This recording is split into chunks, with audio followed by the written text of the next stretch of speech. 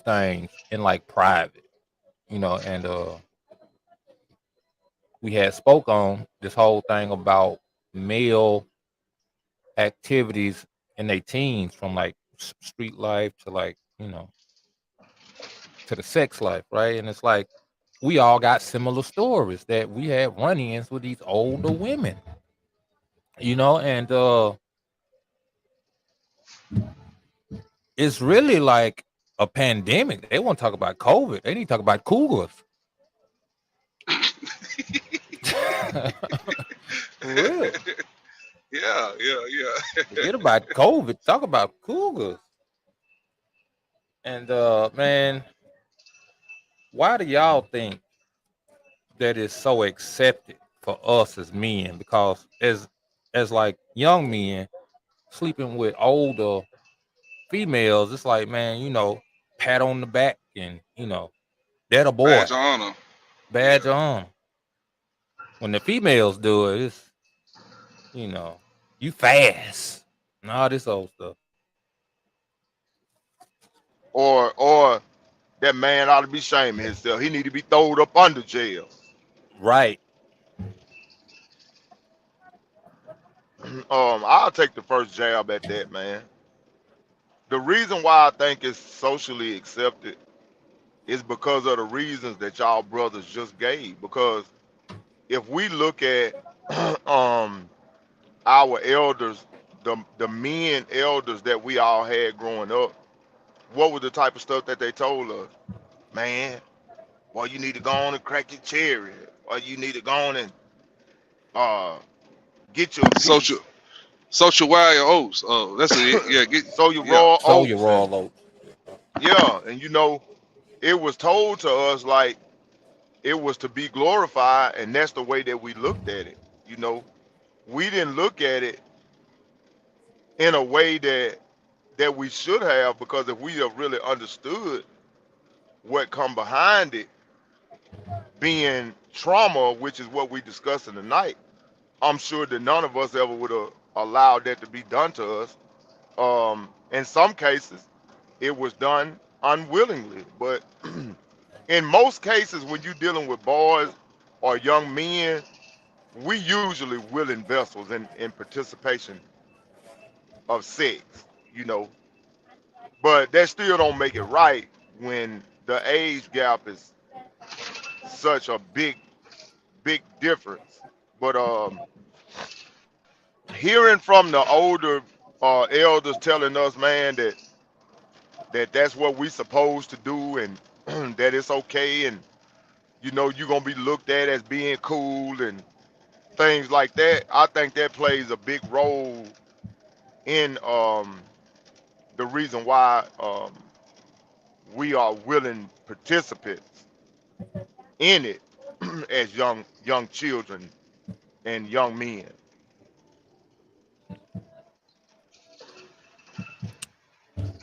But Hey oh, warriors, go ahead, go ahead. brother warriors. You can come on up, Hebrew, if you want to, because I know you got a testimony about this as well. But yeah, go ahead, B. Luke. What had caused us to even bring it out and alive was hinting on the fact that after we experienced these older women, that we really didn't find any enjoyment from dealing with girls our age, right? And it's like that spoiled our experiences of dealing with our own age group, because now we are living fast. Like we said that the women do, we was doing it. You know, now it's like um Outcast said earlier about how, he had them cooking them food and, you know, leaving them at the house and all this stuff while they gone, and like that's a lot of responsibility for a young dude. Not to mention what kind of mental capacity does a woman have to bring pretty much a child into her home and give him rule and reign over her home because of the sexual favors he do for her. You You know, know, man, it's kind of like they know you skipping school first of all. You know what I'm saying? Because they know you school age, and they know they got to go to work, and they know you should be at school, but they give you the keys to their crib, access to the fridge, cable TV. They cook you breakfast before they leave. They run your bath water for you. You know what I'm saying? They come home, they give cook you suppers baths. for you, You give had you one of them give bath. you a bath.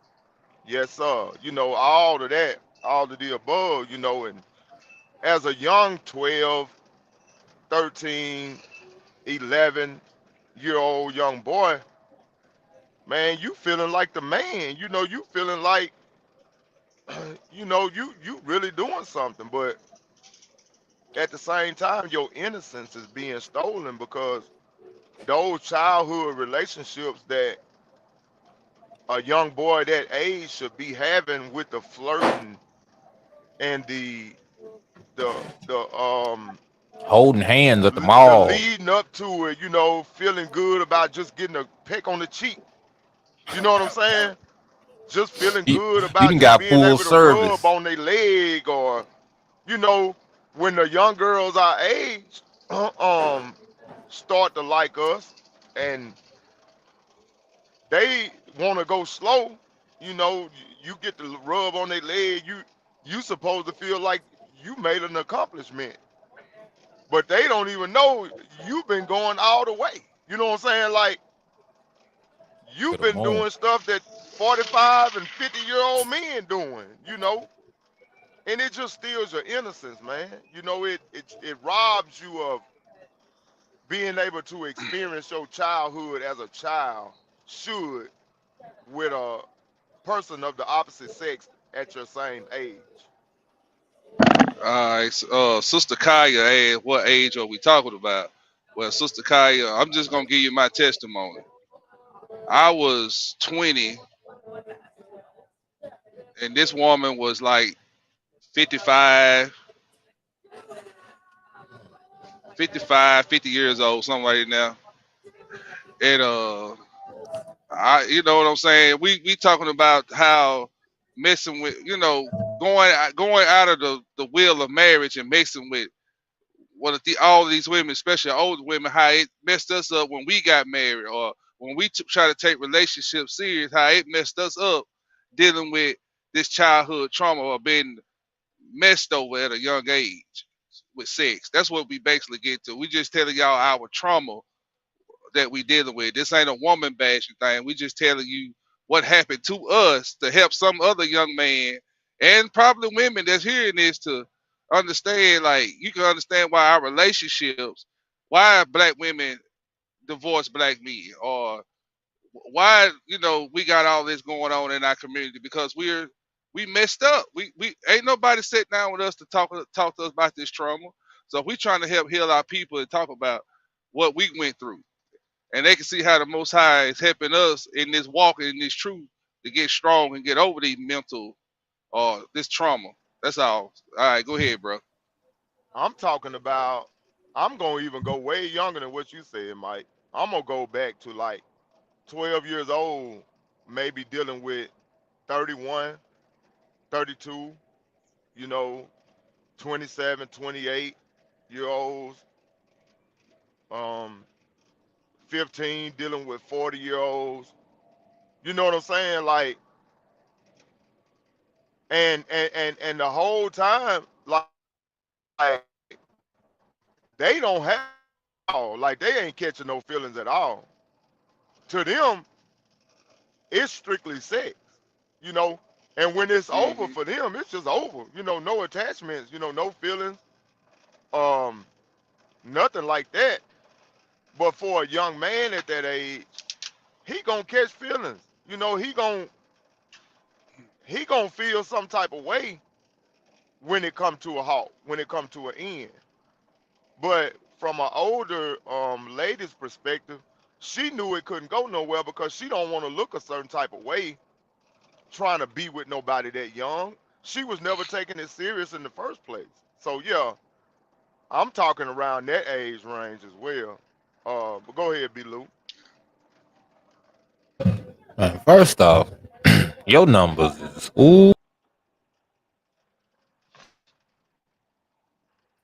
I don't know what happened. Hello, y'all hear me? Yeah, yeah. Yeah, go Go ahead, ahead. Hebrew. Go ahead. I Yeah, was trying man. to put Cortez in there, man. Go ahead. You talking about 12, 30, and 40 year olds, man. That's but it's like this, right?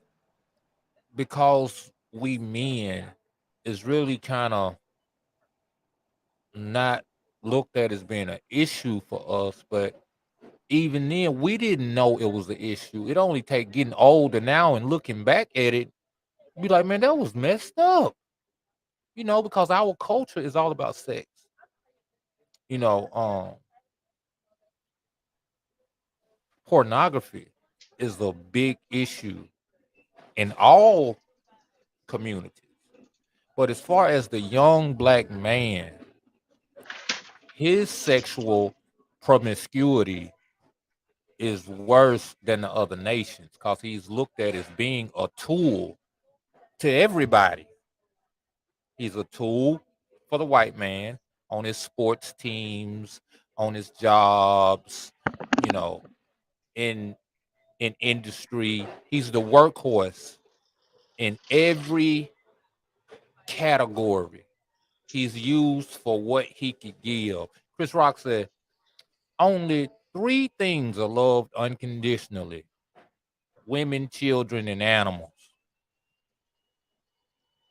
The man got plenty conditions on his love, and that's that he produces. A black man with a high a high sex drive is one of the most unnoticed traumatized entities. Just like a beautiful woman, she usually been catered to her whole life. When a man's promiscuity is known amongst black women, the same thing happens. He becomes prey, especially with older women. They listen. You'll be the one through the whole bingo crew or whatever kind of gathering they have at the club or whatever. Some of these women pass you around, man. You know, and it's like we didn't think it was nothing wrong with it in the world. It was cool. It was bragging rights. Don't let them have a car, and they let you drive the car around and all this stuff. You do all this stuff because, in essence, to be blatantly cold with it and like truthful with it, they buying your soul and you selling it. You selling it for what you get from them, the pride, for a place to stay. A lot of them to where brothers get caught in this lifestyle of, even if I don't make it, I know I could get up under get up under somebody, and the type of woman you could get up under, and it become to be a thing of, you know when you got one, how they look at you, how they talk to you. It's like, okay, yep, got her. It don't even have to be said, you just know. Just like women, it's women that got the same. They know when they got a sucker on the line, and they use it and abuse it. And we look at them as being kind of whores, but not even relating that they probably come from the same kind of a trauma. The issue is that we recognize their trauma, but this male trauma, it ain't been talked about. Generally, anything involving criticism of the black woman in the black community has been a hush hush thing. Hush. It's an abomination. Hey, watch your mouth. My grandmama black type of stuff. And your grandma could have, you know, you just it's wild, man. Kevin Hey, let me Samuels. touch on some. Let me touch Go on ahead. something you just said, Hebrew. I don't mean to cut you off, No, go ahead. but like you said, black men have always been looked at as a sex toy for every ethnicity of women, especially white women. Um, all of us know what the stereotype is for black men. Look at his feet. Um, when he put on some jogging pants. When he got on Look at his hands. shorts. You know, all of these things because they know that our genetics, 9 times out of 10, black men are normally blessed. Um, what's the word? Posterity. What's the word I'm looking for? Y'all know what I'm trying to say. Without being vulgar or nasty about it. But y'all know what the stereotype is for black men. Y'all know what women say about Right. black men. We got big Yeah, blanks. we, we hung, So yeah, we hung low. We hung low. right, Yeah. right. So every Well nationality endowed. of women that look at us as black men, that's the first thing that they see us as a walking penis. We're a walking penis. And like you said, B Lou, man, it's like we and due to some of our situations growing up, not having parents because they on drugs or in prison, we did find ourselves having to prostitute our bodies out to have a place to lay our head at a lot of times. And again, that's trauma that's never addressed at all when it come down to black men. It's a bad feeling to be living with a woman and at any time that woman can get up and tell you you got to get your Ooh, shit and get the hell out of man. here. Listen, that's what And you changed ain't my got no other whole choice thing but to this do time. it. But a person would look at a young black man and say, well, you ought to have your own place to stay. But how is How? a 13 and a 14-year-old child that don't have parents, that don't have a place to lay their head, and they are prostituting themselves out to have a place to stay? How are they gonna get up and get their own? You know what I'm saying? Like, and a lot of times in our community, that's how it happens because you got young black boys that don't have parents, that's in the streets, that's living, getting it how they live, any kind of way they can. They find a woman that got a TVA house or a house through child support, or apartment or whatever. They get up on them like B. Lou said, so they'll have a place to stay. Um, Look, you can look at can it I a say lot this? of different ways, but I call it survival. But go ahead, bro, Mikael. Hey, listen. For long as we've been growing up, it's always been heard of a male sexual predator in this society, and it's been frowned upon. The men have been shamed for being a male sexual predator. But we here to tell y'all there's also female sexual predators I'm glad in you the brought that community. back around. We don't want to leave off from the point. We are addressing that there is an unspoken thing in our community that we have. They call them cougars, but the real term is a female predator. Let's just let's just be 100%. And it's women outside of the cougar realm who are still predators because they only deal with men that don't got their stuff together. So just like brother Mike said, uh brother uh Steffi, brother Stephen said, uh they could tell them to get out at any time. And they know these brothers don't have a place to stay. And they go and get these brothers off the streets or out their mama's house. And they know these men don't have the things they need. They know these men can't provide for them because it's been a lapse. It's been a thing of you never learned. or been taught how to be a man. So you have to figure it out. And oftentimes your circle be involved in the same thing. All your homeboys, you know, they in and out of jail, they hustling, they, got some kind of dysfunction going on to where you don't have no other outside wisdom to come into you to show you how to do certain things. So you get caught up in what's convenient, and it's easy to lay in that bed, especially if you good at it. So it becomes a thing, and it's like I would like to, me personally, shine this light on the fact of that it's these female predators out here, and that it has had effect on black men, black boys into being men.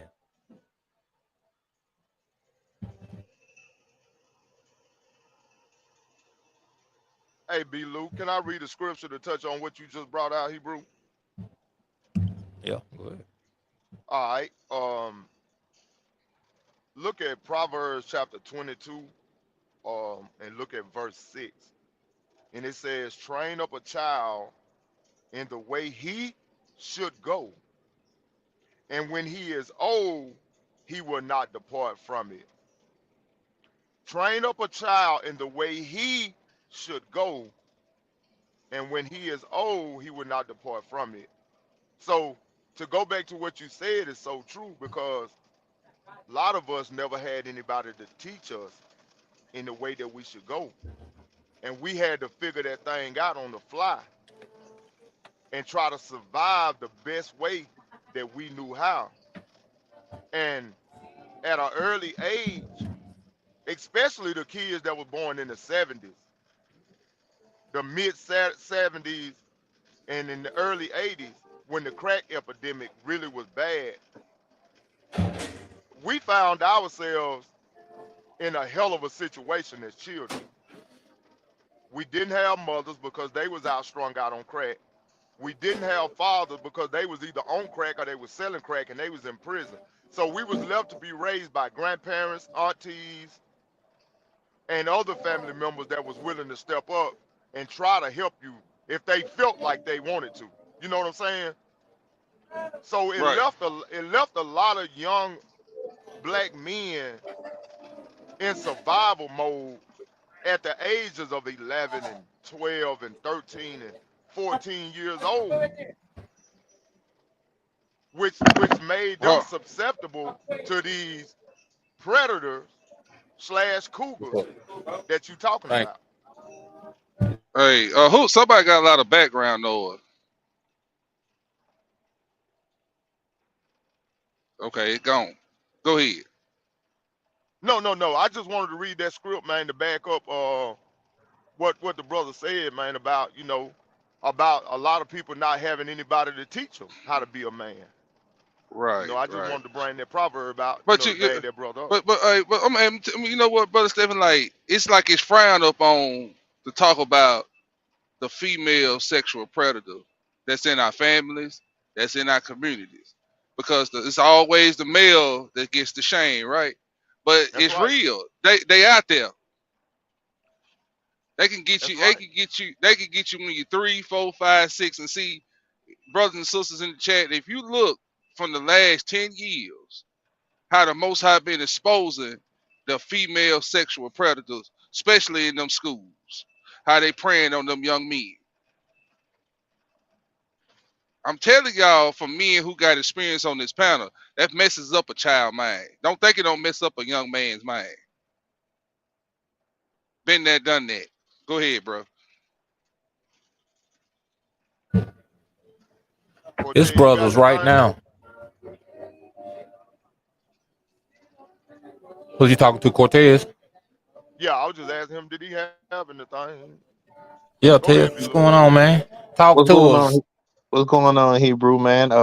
I mean, y'all touching on the right points. I mean, it really does affect people, but like when it happened to the female, that person he a pedophile, he this, he that, woo woo. Woo. But then when it's on the flip side, it's it's nothing, and it's a double standard, and it shouldn't be that way.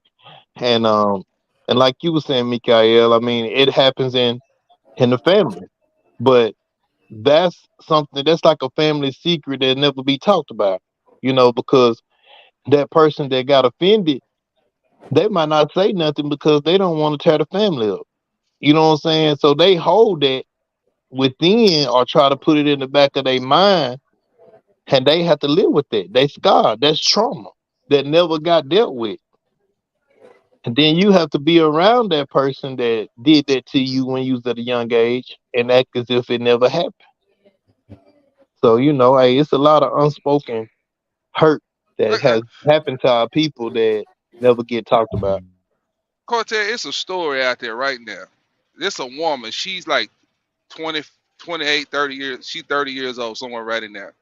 She got pregnant by a 12 or 13-year old, and they let her out of jail, and all charges was dropped because she's pregnant. But you see how that the female sexual predator get a slap on the wrist? Right.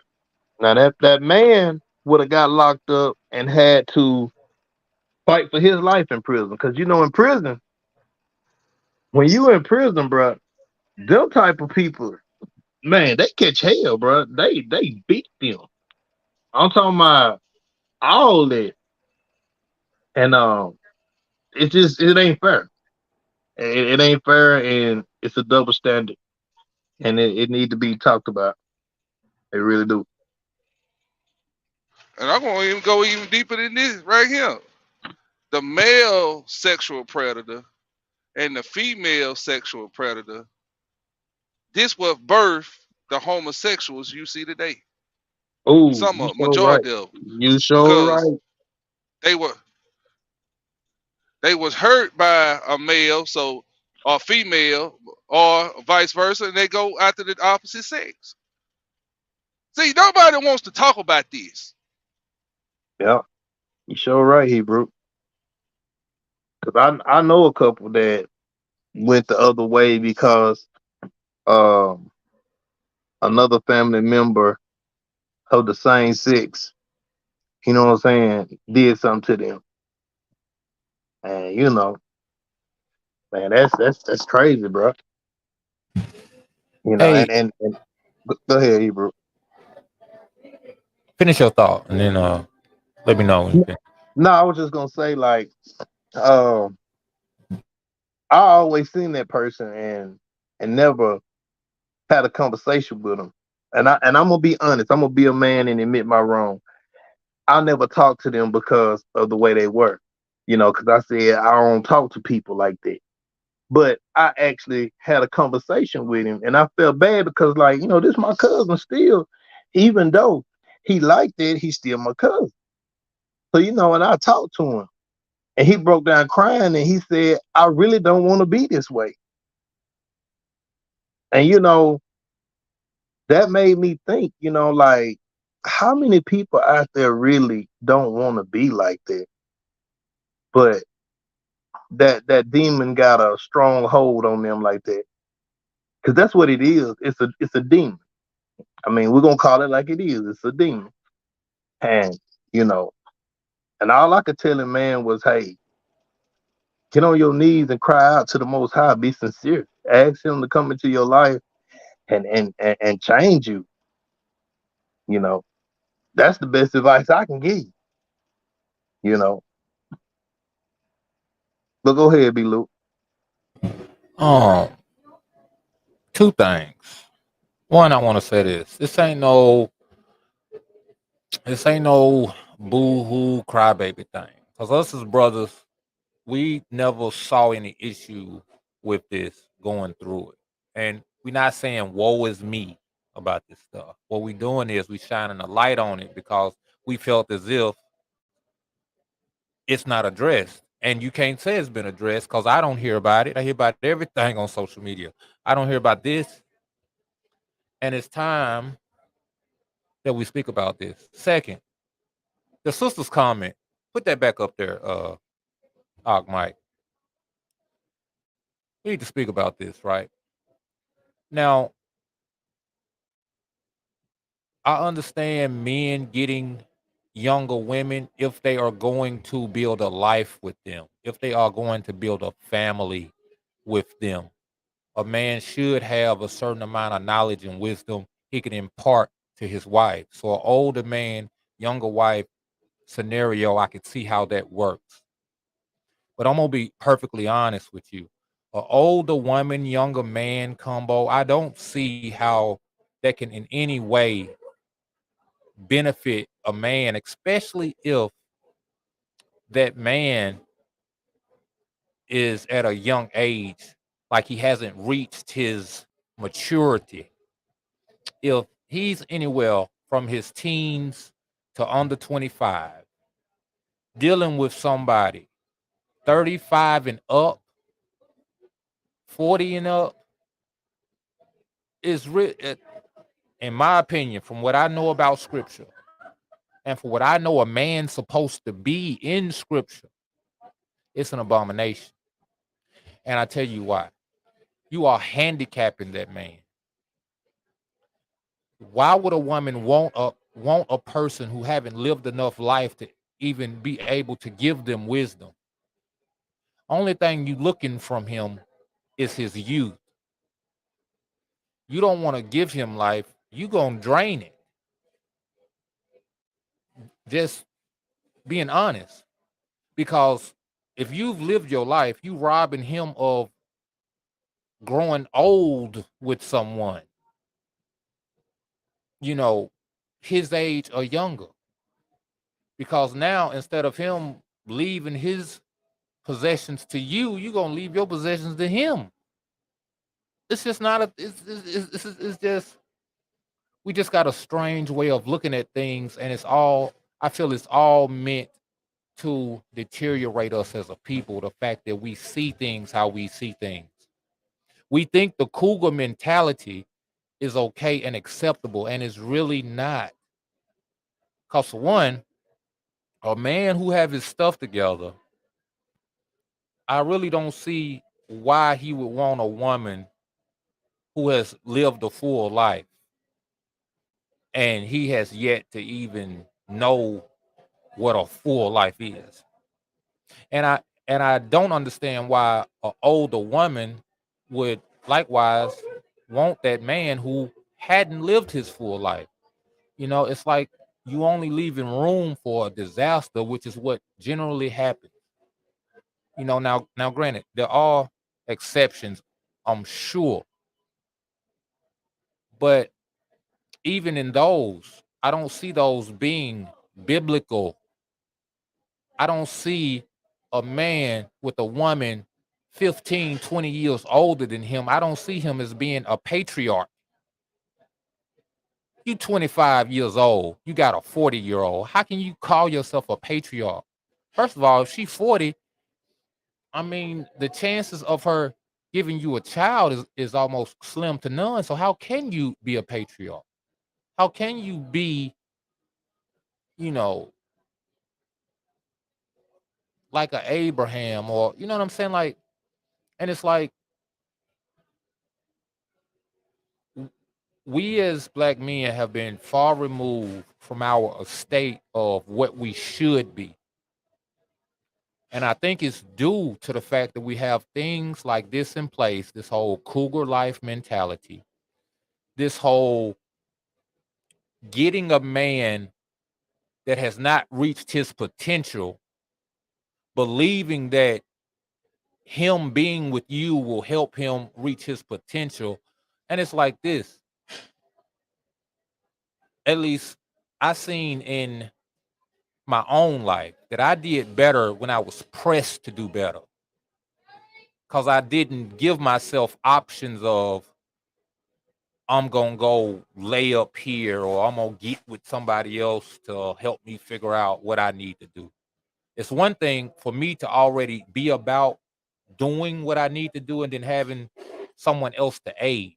But to have someone else to start is crazy, man.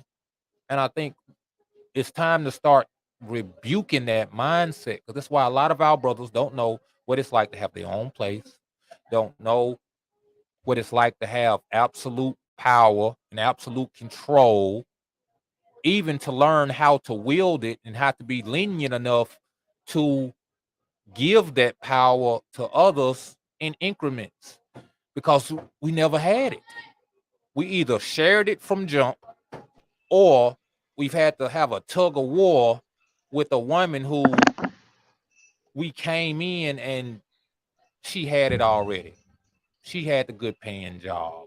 She had the house. She had the car. We came in and and a lot of brothers be sisters helpmeets, man. When we gonna talk about that, man? Nobody wanna talk about it, man. Some of these brothers out yeah, here, yeah. man, listen. You your your wife helpmeet, man. We gotta talk about it. Go ahead.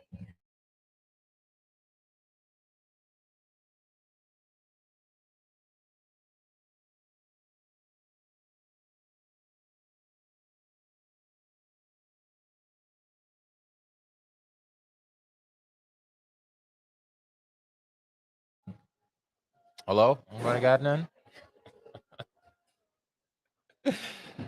Was that too much? Was that too much? No, no, it wasn't too much, bro. They But gonna yeah, ban me man. like Kevin Samuels. Right? No, brother, you ain't saying nothing wrong, man. You ain't speaking nothing but fact. I'm with you 100% on what you said. Um, one of the things that we got to get past as a community, we what where we got to start at, we got to stop the outside influences from dictating the relationships between Israelite men and women, because the views that we have on these particular topics that we discussing tonight come from outside sources. Okay, how did we get to the point to where if an older man have sex with a younger girl, it's molestation and he should be prisoned, to if an older woman has sex with a child, boy child, and she molests him and still is innocent, it's okay. How do we get there? We got there through a feminist society that demonizes male masculinity. It demonizes um, the male role in society. It calls it toxic masculinity. And I don't understand how masculinity can be toxic at all, especially looking at where our society is at right now. Any masculinity right now got to be good masculinity based upon the percent of masculinity that's in this country today, because it's damn near obsolete. But the fact that it's normalized for us to talk about men, berate men, dog men, in some instances, just basically tell the truth on men, it's okay. But even if you telling facts and speaking truth when you dealing with a woman in this society, you women bashing, you misogynistic, you you don't like women, you are oppressor, you know, you all of these things just because you tell the truth. Because the truth have become the new hate speech. I'm gonna say that again. The truth has become the new hate speech. You can do simple at something as simple as just tell the truth about a subject. But because people disagree with what you say, you speak in hate. And there's something wrong with that. Why is it that I can tell the truth about a man, but I can't tell the truth about a woman? And we got to get past this thing, man. We got to get that out of our vocabulary. Hmm. The last time I read the scriptures, the Most High created the man first. The last time I read the scriptures, The man was the head and not the tail. The last time I read the scriptures, just like Unc said the other night, I remember the Most High talking to Abraham, Isaac, and Jacob. I don't remember him talking to Rebecca and the other two of our forefathers, Sarah. Yeah. Sarah and And, them. He was and talking to Ruth. the men and Ruth and whoever else. So we are in a fallen state because the man is looked at now as the tail, and the woman have become the head. You know, oh, And whoa, and Hebrew. you See, you can't tell said the truth scripture. on a woman, but you gotta tell the truth about a man. Listen, We you gotta just get said past that. scripture right there. What you just said. You said scripture, Hebrew. What the scripture say in Isaiah 1? Women are their oppressors and children rule over them. See, that's scripture, bro. And see, when we don't go, No, no, no, if no. we It said children are their oppressors, and oppressor women rule over them. and women, yeah, thank you, Hebrew, and Then it women turned rule around and over them. said, then it turned around and said, those who lead you cause you to go astray. See that? You see that, Nobody want Stephen? to talk You about it, man. man, yeah, don't nobody want to talk about that though. Go on, Stephen, man. I ain't mean to cut y'all, but you said scripture right there, bro. You saying But script. yeah, Go ahead. but basically what I was trying to convey, the point that I was trying to convey is we got to get back to being able to tell the truth and accept the truth versus being offended every time somebody tell the truth. Now, if we up here speaking lies and we not telling the truth and we just up here bashing women, okay, I can understand you disagreeing and I can understand you with whatever you come with. But when we hear telling the truth and we speaking facts, don't view it as hate speech or that we women bashing or that we belittling our sisters. Because every brother on this panel right now, we all married and we all love our ribs to death. We all provide for our ribs every day. We'll do anything in the world for our ribs according to what the Most High say do in the scriptures. So it's not a woman bashing thing. We are basically speaking the trauma from our experiences as children that affected us into our manhood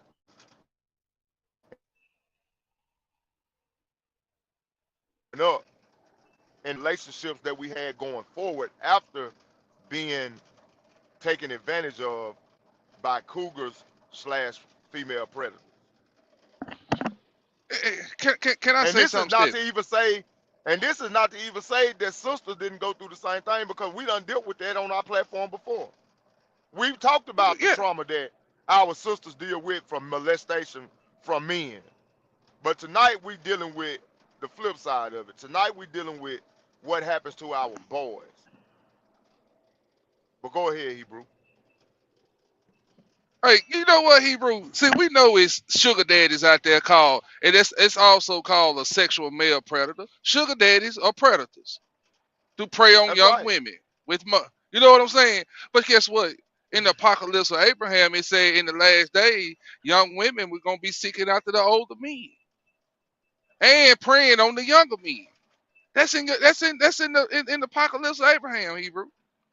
And it's going on right now. We living in that time. See, see, that's what I'm saying. And we trying to say, all we saying is, why is it wrong for black men to speak on our trauma, what we went through, how we was messed over, and how we ain't healed, and Because how this black men thing, supposed to shut up and take it. That's why. how you know what I'm saying, how believe it or not, even though we married men, we still dealing with that when in our marriages, in our relationship with our own wives that we love so much. And what are they dealing with that they bring into the table into the fold that they ain't dealt with it just yet? But like I said, it's taboo to talk about the black man problem. How the black man go sit in there and run a cold shower on his body in there crying. You don't think black men cry, sisters? You don't think it's hard for us to deal with everyday life in this world, including the white man? You know, we deal with a lot.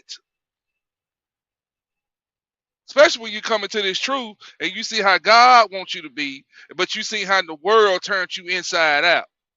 And then we sitting up here crying like, God, how can you use a person like me when I have done all this wrong and all this evil?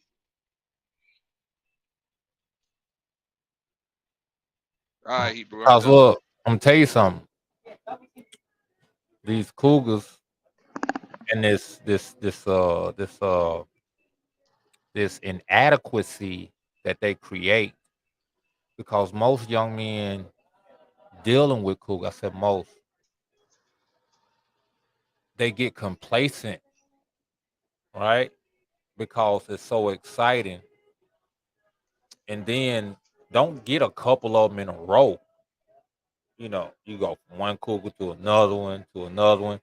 Don't get caught up in a friend circle and they sharing you around. You know what I'm saying? It's like damn, this what's up. Shit, I ain't gotta go slave on nobody's job. Slaving in the bedroom. Shit. You know what I'm saying? It's And it like turns our boys into male prostitutes. male prostitute gigolo. Don't you know we got old women in our community just like them old sugar daddy that's paying these young men for sex, trying to prostitute our Listen, young men you know how some of these niggas got a PlayStation 5 through that? selling that Yeah, penis, selling yeah, meat to eat. yeah. Say, don't be surprised, sisters, when your son come up in that house and you want to know where he got them $600 Jordans from, Listen, and he ain't working. not only them, it's men that never grew out of that. Some old Peter Pan niggas still doing it to this day. It took me going to prison and coming to a knowledge of the truth and learning who Yah is as a ish to his people to break me out of it. Ain't nobody just teach me this what a man is and this and the third. No, when I seen that this is the mindset y'all have about he provides, he guides, he instructs, you know, and he called on us to be likewise. That's what changed me, and it's like this podcast is for women to know what awaits their sons, and for men and young boys to know what's happening to you. For one, it ain't only happening to you. You ain't the only soldier. They got a lot of these. And to let you know, in case you don't know, it's not okay, man. You dealing with if you in one of these situations, if you're a young man dealing with one of these situations, or if you're a grown man dealing with another grown woman, she don't even have to be older than you. But if she got her stuff together and she know you don't got your stuff together, because I used to be that guy. And I'm gonna tell you something now. My mindset now is that every woman I was with that knew I didn't have my stuff together, they shouldn't have wanted me and I shouldn't have wanted them. I shouldn't have wanted somebody that'll bring me into their house around their kids and I ain't got enough sense of mind to prepare a way for myself. Granted, it's reasons for that. It's reasons for that. But at the end of the day, black men need a push. We do. We need a push to be men. And how we get that push is by not being handicapped. See, you can't be handicapping people. You can't always give somebody a plate. Sometimes you got to give them a knife or a gun and a bow and arrow and tell them go kill and eat. And if he get hungry enough, he'll learn how to hunt. He become expert. You know what? My son was 15, and before I could get to him and tell him about sex, a 22-year-old woman already got a hold of it. See what I'm saying? Now look. Now he got to deal with this trauma. Now I got to coach him through this thing. Now I got a hold on it. Now he's starting to understand how he was taken advantage of. Yeah, he thought it was a cool thing, but after I set him down and explained to him, boy, I ain't gonna say verbally what I was saying, but he gets the picture. Okay, I yield the flow. To go back and rewind just a little bit. Um, when that does happen to a young man, and especially when you dealing with a nice looking young man, um, the young brother got a nice physique, and the young brother got a package, and he knows what he got. He knows his capabilities, and now that he got experience with these cougar predators, they done schooled him and they done taught him now how to take that experience and use it on younger girls to break their hearts. Because once you take a 40-year-old dealing with a 15-year-old and she teach that 15-year-old all the things that she knows and she shows him how to do these things to her to please her, when he take these same tactics and use on a 15-year-old girl that's his same exact age, now you got a young girl, parents can't tell her nothing. Mom and daddy, she's sneaking out the house. They can't get her to do right, her grades dropping. See, this is a trickle down effect that happens when these things go on. And just like B. Lou said, man, that brother gets stuck in that pattern because he start to feel like if a woman can't do nothing for me, if a woman ain't giving me no money, I ain't dealing with her. And it deprives that young brother from finding true love in his life. It steals away from that young brother to give these younger girls a chance that he can grow old with and raise a family with and bear children with, to create a lineage and to procreate the earth like the Most High created him to do. Mm. Because now he done fell in this trap with this cougar predator. She too old. She already got grown children. She ain't trying to have no more kids with him. And don't no man her age want her because she done been ran through. Nobody want to talk about that part. And not to Why is mention the you fishing in STDs. this different pond? Not to mention the STDs. She done been with all these bodies on her. This young brother is a virgin. Now all of these bodies she got on her, all these spirits. Because I'm going to tap into the spiritual realm on this thing too, Hebrew. Now all of these spirits that she done dealt with all these other bodies that she done counted up, these STDs that he don't know about, that she carrying in her blood. Now this young brother, 15 years old, now he got to carry this with him the rest of his life, man. Let me Now ask y'all all of this. those spirits, those demonic spirits, those drug spirits, the alcoholic spirits, the molestation spirits, the that fornication spirit, it's on him now. And he got to deal with all these spirits from all these bodies that this sister done dealt with. And now he got to try to deal with that in his young mind. And he ain't even figured out what the world even about yet. See, this thing go deep, bro. I yield. Y'all go ahead.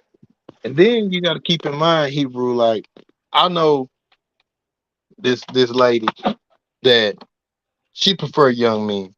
And you got to keep in mind, you bring a young man the same age as your child in the house with you. Not only are you scarring that young man that you with, that you call yourself dating, you scarring your kids also. Cause see, now your kids are looking at you in another light. But because you mama, you ain't gotta ask your kids nothing. You ain't gotta ask them for permission to do nothing. But still, you sending that child through trauma because he's seeing this. You know what I'm saying? You gotta consider his feelings. And then on another flip side, if you got another woman staying with you and your son is there, you got to think about how he feels. I'm grown. I don't need permission to tell me who I need to date, but still, you got those spirits in that house around that child. Then you got this child growing up seeing this.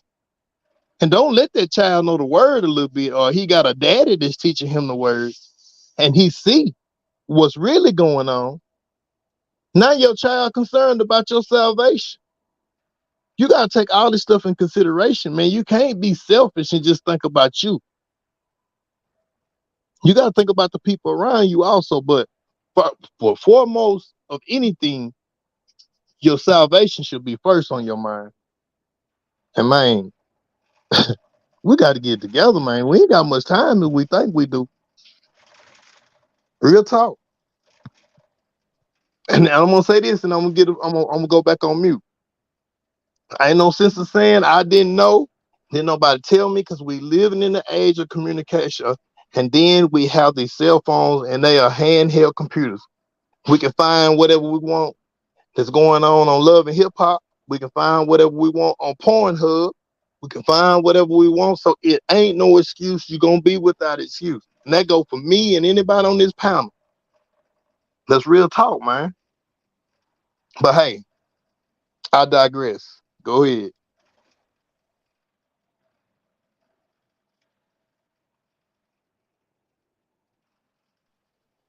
Yeah, that's that. See, all of this, like I said, the most I've been dealing with this for the past weeks, accountability.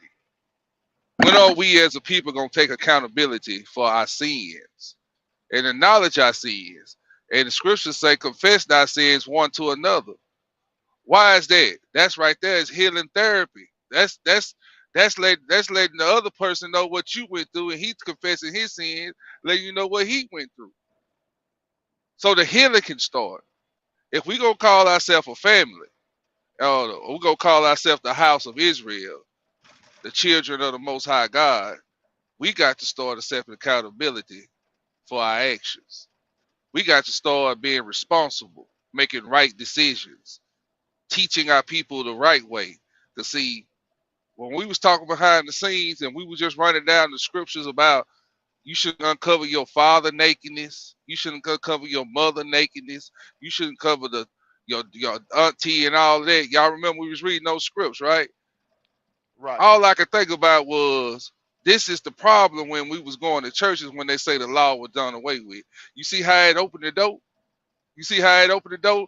There you see the trauma when you get away from the law, statute, commandments of the Most High. This is what we dealing with because we don't want to accept accountability and letting our flesh lead us into condemnation. So now we all experience Hosea 4 and 6. He said, you forget the law, I'm gonna forget your children. Now look at us. We was children at one time, and look what we went through. See how the Most High turned his back and allowed it to happen because we turned our back on Him, because we have not acknowledged our offenses, like Second Chronicles 7 and 14. If my people are called by my name and submit themselves and humble themselves and seek me and pray, then I turn and hear their prayer. See, that's accountability. We ain't accept no accountability. We too busy pointing at the black woman, pointing at the black man. It's your fault. No, it's both our fault because we have left off on my first love, which is the Most High and them laws, statute, commandments. I yield the flow.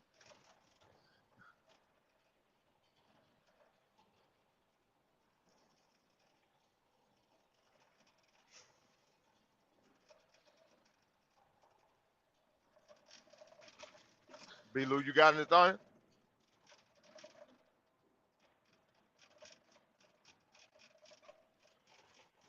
Yeah, I think Big Bro stepped away for a minute. Oh, okay. But yeah, man. It's a much needed conversation in our community because we need to start opening up um avenues for our young men to be able to express themselves and share some of the things that they dealing with in this society, man.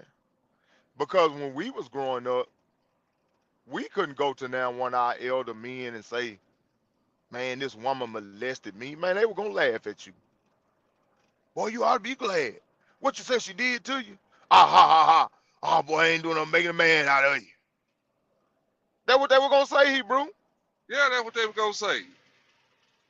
Why you ain't no punk, is you? Those type of things. But y'all sure ain't lying. Sure ain't So lying. man, we got to leave the door open. We got to have these type of conversations and make it easy for our young boys, man, to be able to come to us and have these type of conversations with us, man.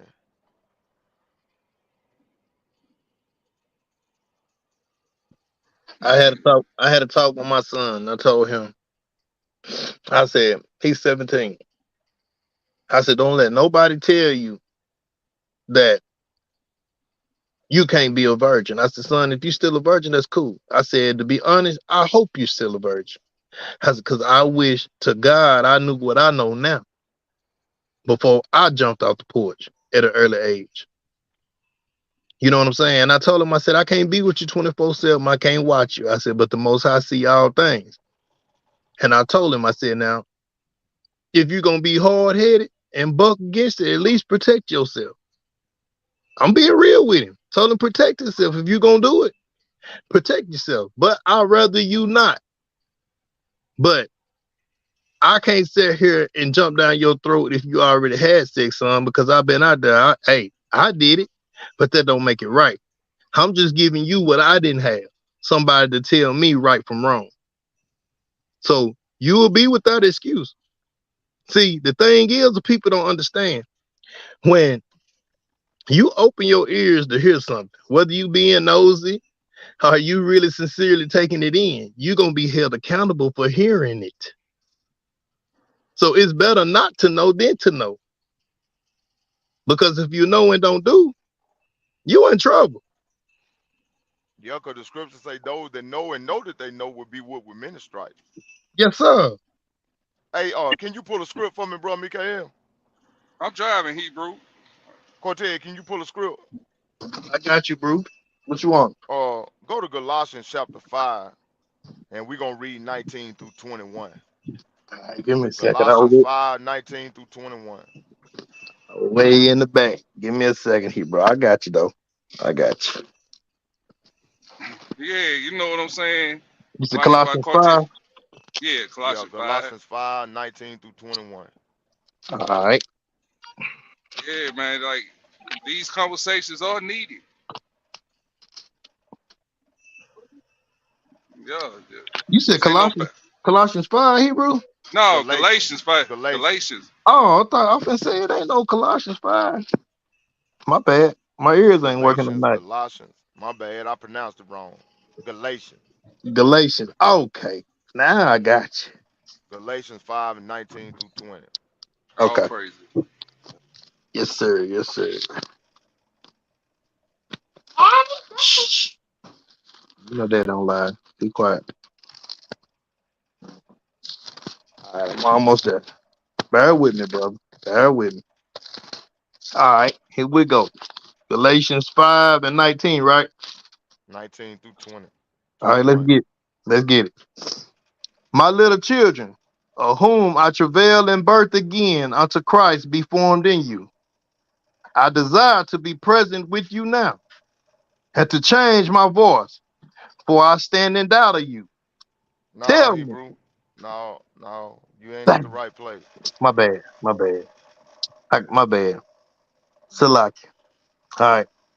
Now the works of the flesh are manifest, which are these: adultery, fornication, uncleanness, and lavishness. Adultery, witchcraft, hatred, variance, emulations, wrath, strife, sedition, and heresy, envying, murders, drunkenness, revelings, and such like of the which I tell you before, as I told also to you in the past, in the time past, that they which do such things shall not inherit the kingdom of God. So is a cougar predator taking advantage of a child? Is that not a form of witchcraft? Aren't you manipulating that child's mind through That's sex. sexual acts? That's sex magic. That's witchcraft, Hebrew. That's sex. Yeah, go ahead. Talk on it. So then you committing fornication, you committing sexual immorality. You the scriptures say you're not going to inherit the kingdom of the Most High. So if anybody have participated in any of these type of acts, or if you are currently participating in these type of acts, you need to repent, turn from your wicked ways, plead to the Most High for forgiveness, and stop it, because it's not right. It's a sin, and it'll keep you out the kingdom. All Nasty. right, You Hebrew. nasty. Go to Hey, I got Mark chapter 9, Hebrew. Mark 9 and 42. okay. Mark chapter 9, verse 42. Because a child is one of the purest forms of humanity. A child is innocent, man. What did the Most High say? If you want to enter into the kingdom, to be like one of these little ones. Children are innocent, man. And when you steal the innocence of a child, you're going to have to deal with the Most High on that thing, man. Hey, you're going to have to deal with him now. Yeah, male or female. That's right. Sugar Male daddy, or female. sugar daddy or cougar. Hey, That's right. check this. You want to see how the Ruach move? Now, before you gave me Mark, now you paying attention to me, right? Yeah, go ahead. Before you gave me Mark, I almost interfered. I was gonna say, let me get one. Mine was gonna be Matthew 18 and 6. Okay. We're gonna read yours over here in Mark 9:42. Then I'm gonna come behind you with mine, and you tell me if the Ruach ain't moving. So I know this lesson was meant to go forth. Let me know when you ready. Go ahead, Hebrew. Bring it out. All right, Mark 9 and 42 reads, and whosoever shall offend one of these little ones that believe in me, it is better for him that a millstone were hanged about his neck, and he was cast into the sea. Keep going, Hebrew. No, that's all I wanted right there, Hebrew. I wanted that one verse right there. All right, check it. Let me get my Matthew You might 18. you might as well commit suicide. Yeah, yeah. Matthew 18 and 6. What it say? But whoso shall offend one of these little ones which believe in me, it were better for him that a millstone was hanged about his neck, and that he was drowned in the depth of the sea. Woe unto the world because of offense, for it must need be that offenses come. But woe to that man by whom the offense cometh. Now, you tell me the Ruach ain't moving, bro. Same thing. Is that not the same thing? It's the same thing. It's Okay. just a different account. That's all. Hey, go Okay. to Hosea. Can you give me Hosea 4, chapter 4, 1 through 6? What'd you say, Hosea? What? Chapter 4, 1 through 6. Let me know when you ready. Go ahead when you get it. You can shoot. Hear, hear the word of the Lord, ye children of Yasharah. For the Lord hath a controversy with the inhabitants of the land, See, because there, it's a controversy in the land, Hebrew. yes, sir. What's the controversy with the children of Israel sinning? Go Ain't no ahead. truth. Go. It says, because there is no truth, nor mercy, nor knowledge of God in the land. See, law done away with. Go ahead. By swearing and lying and killing and stealing and committing adultery, they break out the blood, toucheth blood. See there, Yep. adultery, Mm-hmm. blood touching blood. When you have sex, blood is touching blood, spiritually and physically. But go ahead, bro. No story. Go ahead. Therefore shall the land mourn, and every one dwelleth therein shall languish. See With the that? beast, That's why we mourning. That's why hmm we in trauma. That's why we languishing. Go ahead, Hebrew. with the beast of the field, and with the fowls of heaven. Ye, the fishes of the sea also shall be taken away. Ain't them lakes drying up and stuff? Yeah, ain't the sea ain't life pushing up on the oceans? I mean, up on the beaches now. Go ahead, Hebrew. Yet let no man strive, nor reprove another. For thy people are as they that strive with the priest. See, don't nobody want to hear this. They rather strive with the preacher lying than instead of dealing with this reproof and correction, Hebrew. I'm Go with you. ahead. Therefore shalt thou fall in the day, and the prophet also shall fall with thee in the night, and I will Mm. destroy thy mother. Go ahead. My people are destroyed for a lack of knowledge, because thou hast rejected knowledge. I will also reject thee, that thou shalt be no priest to me, seeing thou hast forgotten the law. One more time. Forgotten the law of thy God. I will also forget thy children. See, ain't there. See, there Woo! it is, right there in your face. Shots Cause we fired. forgot the law. We was children as once. We got traumatized. Now we were grown men, grown women in this thing. Now look at the children up under us getting traumatized. Why? The Lord said it. You gonna forget me? I'm gonna forget them children. Man, shots fired. Yeah. Go to Leviticus 19, Hebrew. This in the law. Man down.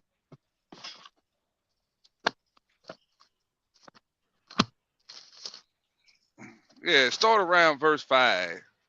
You said Just read Leviticus what? 19. You start around like verse, what was it? Yeah, 19 or 20. Anyway, I know when I hear it. Look, you start around verse 5 and just read about 3 verses. We get it, so we just get an idea of what's going on here. We're gonna go to 4. All right. All right. Turn ye not unto idols, nor make to yourselves molten gods. I am the No, Lord your God. whoa. I want you to start at 5. And if ye offer a sacrifice of peace offerings unto the No, Lord, that ain't it, Hebrew. Hold on. Do you see what it say about sleeping with your father's wife? hold on, Cover your father naked, or is that Leviticus 20? I believe it was 20 Hebrew. All right, go with that 20.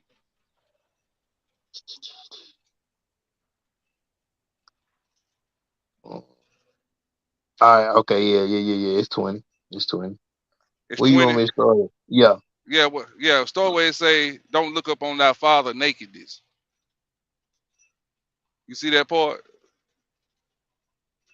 Ain't it around verse 5 or verse 6, or is it on down like 7 or 8? Nah, it's on I ain't down, got. I think. Okay. Well, it start around verse 10. 10 said, okay, hold on. For everyone that curses his father, his mother shall be surely put to death. He that curses his father, oh no, not that one. And the man that committed adultery with another man's wife, even he that committed adultery with his neighbor's wife, the adulterer and the adulteress shall surely be put to death. And the man that lied with his father's wife has That's it. uncovered his father's nakedness. Both of them shall surely be put to death. Their blood shall be upon them. And if a man lie with his daughter-in-law, both of them shall surely be put to death. They have Stop right there. So wrought confusion. when he say uncover their nakedness, that's covering their sexual parts, having sex with them. Right. Ain't this what goes on in the black community, Yep. male and female? You see what I'm saying? Since we didn't want to do that, look how we destroy it now, and we just backed it up with Hosea 4 and 6. Hosea chapter 4, 1 through 6. But go ahead, read a little few more, Hebrew. All right. You can read about 2 or 3 more. We'll cut it short. All right. Their blood shall be upon them. If a man also lie with a mankind, as he lied with a woman, both of them have committed an abomination. They shall surely be put to death. Their Ain't blood that shall going be on? upon them. Yep. Oh, the law done away with, but this is going on. Right. See, that's the penalty of saying God's laws don't matter no more. Look at us now. We got Yep. man laying down with mankind. Go ahead, Hebrew. And if a man take a wife and her mother, it is wickedness, they shall be burnt with fire, both he and they, that there be no wickedness among you.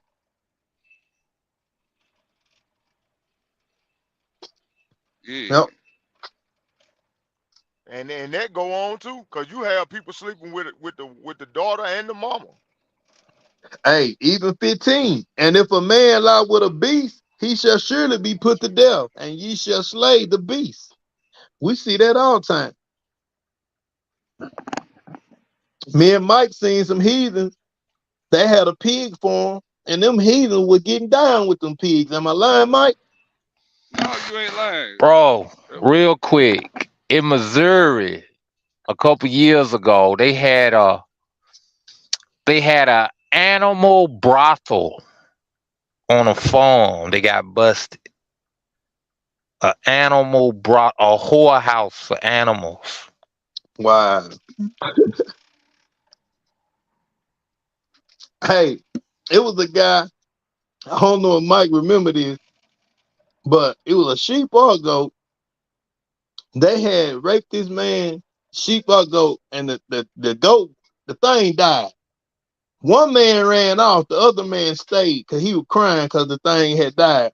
And the owner called him, and they called the police on him. You remember that, Mike? Is he still there? Yeah, yeah, I remember that. I think that happened in Starkville, I Mississippi. said, I think that's what it happened. I said, now, all these women out here, why are these people out here messing with pigs, then putting the pig meat in the market for them to eat? That's even worse, man. God. Anyway, man, that's another subject. That's sad. But anyway, go ahead, y'all. I'm on mute. Go ahead, B. Luke. You got something?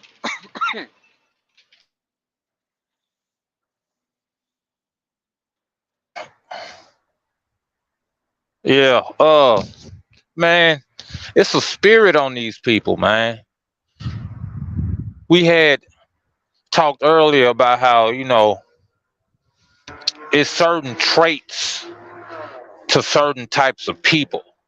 And wherever you find these certain types of people, you see the same traits. It don't matter what it is.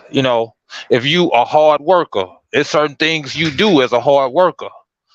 And you gonna have the same traits as other hard workers. Same thing with these female predators. Same thing with the male predators. It's like it's a whole way of uh what's the word I'm looking for? Identifying these people. And it's one of those things that everybody know. If black women would be honest, they got friends or they got relatives that they know that's what they do. They mess with these young men, young boys even, and they know that's what they do. So us speaking about this, it shouldn't be no surprise. But I think it's been accepted for so long, it's kind of like we don't talk about that. Same thing with, you know what though? Our people love to sweep stuff under the rug. Even with the young girls, they'll know this child is being molested. The mama will know her boyfriend molesting her daughter or her husband is. And they'll be like, well, we don't talk about it. Or they'll say she either lying or she did something to entice that man. Uh-huh. Uh-huh. When the real thing is just that, man, people sick and we need to take responsibility responsibilities. The adults in the matter need to accept responsibility, whether it's the predator or if it's the parent of the The adolescent. enabler. The enabler. Right. And another thing is too, those type of spirits hang around each other too. Because if you notice, if you got some old men that deal with a bunch of old young girls, they'll hang out together. In our hometown, it's a store. It's a couple of stores that the older men hang out at together. It be a few of them, and they all wait for the young girls to need some money, whether they on drugs or whatever they might need, and they stand up there and talk about it and discuss it with one another. They'll get mad if one of them paying too much because they say they run the price up. And y'all know I ain't lying too. Y'all, Cortez, Mikael, y'all know I ain't lying. Man, that nigga run the price up around him. That nigga need to get somewhere and sit down. He run the price up. And then the same spirits when you dealing with the women that's cougars or predators, they hang together. Like-minded people, like-minded spirits, they like to be in the company of one another because it Evil makes them begets feel evil. justified and it makes them feel okay about what they do. Right. Evil begets evil.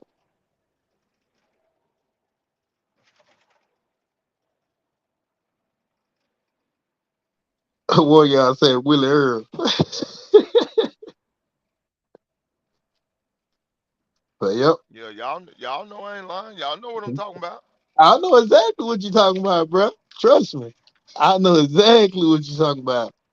But but you know what? The same thing go on in these beauty shops. You know, these women talk about so and so little boy, he don't grow up to be a handsome young man. You know what I'm saying? Girl, you just don't know. Let's keep Hmm. hey, can we keep it 1,000 right quick? Yeah, keep it 1,000, Hebrew. Okay. Now, the old men, they be looking at them young girls, they be like, dang, but she sure is fine. But let's go on the flip side. These little boys have on these little short basketball shorts and their little package showing. You got these grown women looking. You best believe that. They might not admit to it, but in their mind, they looking and they praying on them kids. Just like the men pray on the women, but on the little girls. But what I'm saying is it's never talked about. But I know for a fact, because I have been one of those young guys where women, boy, you sure growed up to be a handsome young man. Then they grab your arm and rub on your arm and Hug, squeeze on hey, your You hey, strong. muscles and hey, yeah, rub Yeah. on your back and hugging, yeah, hey, yeah, hugging, kiss you on your neck. Boy, you sure smell good. Stuff uh-huh. like that. And you my mama age. What, really? But see, that type of stuff as a young man, I looked at it as that as a trophy. I'm like, man, this old woman, she digging me. But see, my mindset wasn't, I didn't have the mindset that I have now. If I had the mindset that I have now, I would have been like, man, that's wrong. You're my mama friend, you know, stuff like that. But I mean, Yeah. it does happen, but the women never get talked about. So The don't. women, the So don't. women never get talked about. Or you invite this young man in your house. This my son. I'm taking care of him, but the whole time you molesting the shit out this little boy. But he your son in the public eye. Boy, you saying something. And then you got a track record of you have a son every year for every class that graduate. Uh. Now, if I'm lying, tell me I'm lying. I'm not No, you ain't making this up. lying. I'm not You putting ain't nothing on. lying. I'm not putting nothing on nobody. This is what I have heard, and this is what And seen. I know to be true because some of them victims have told me that it happened. So I ain't making this up. Get mad at me. I'm just keeping it 1,000. But it Eliyahu. happened. It happened. Eliyahu. Come on up here, Eliyahu. I got the It link in the chat. Come on it up here, ha- Eliyahu. it happens, man. And you got to think about it. Them young boys. They don't know that they scarred. They don't know that they traumatized. They thinking they done did something big. But what if this woman had AIDS and she done stole your innocence and now she done stole your life? And then you out there stealing everybody else's life that's in your age bracket with AIDS because you don't know you got AIDS. Okay, But I'm gone, cuz I'm gone on mute. Thank you, sir. Think it's a game, man.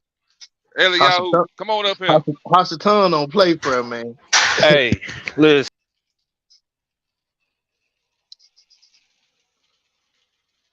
What What happened? happened to Beeler? I don't know. Man, hey, I ain't taking no shots at nobody, man. I'm just keeping it real. It happens.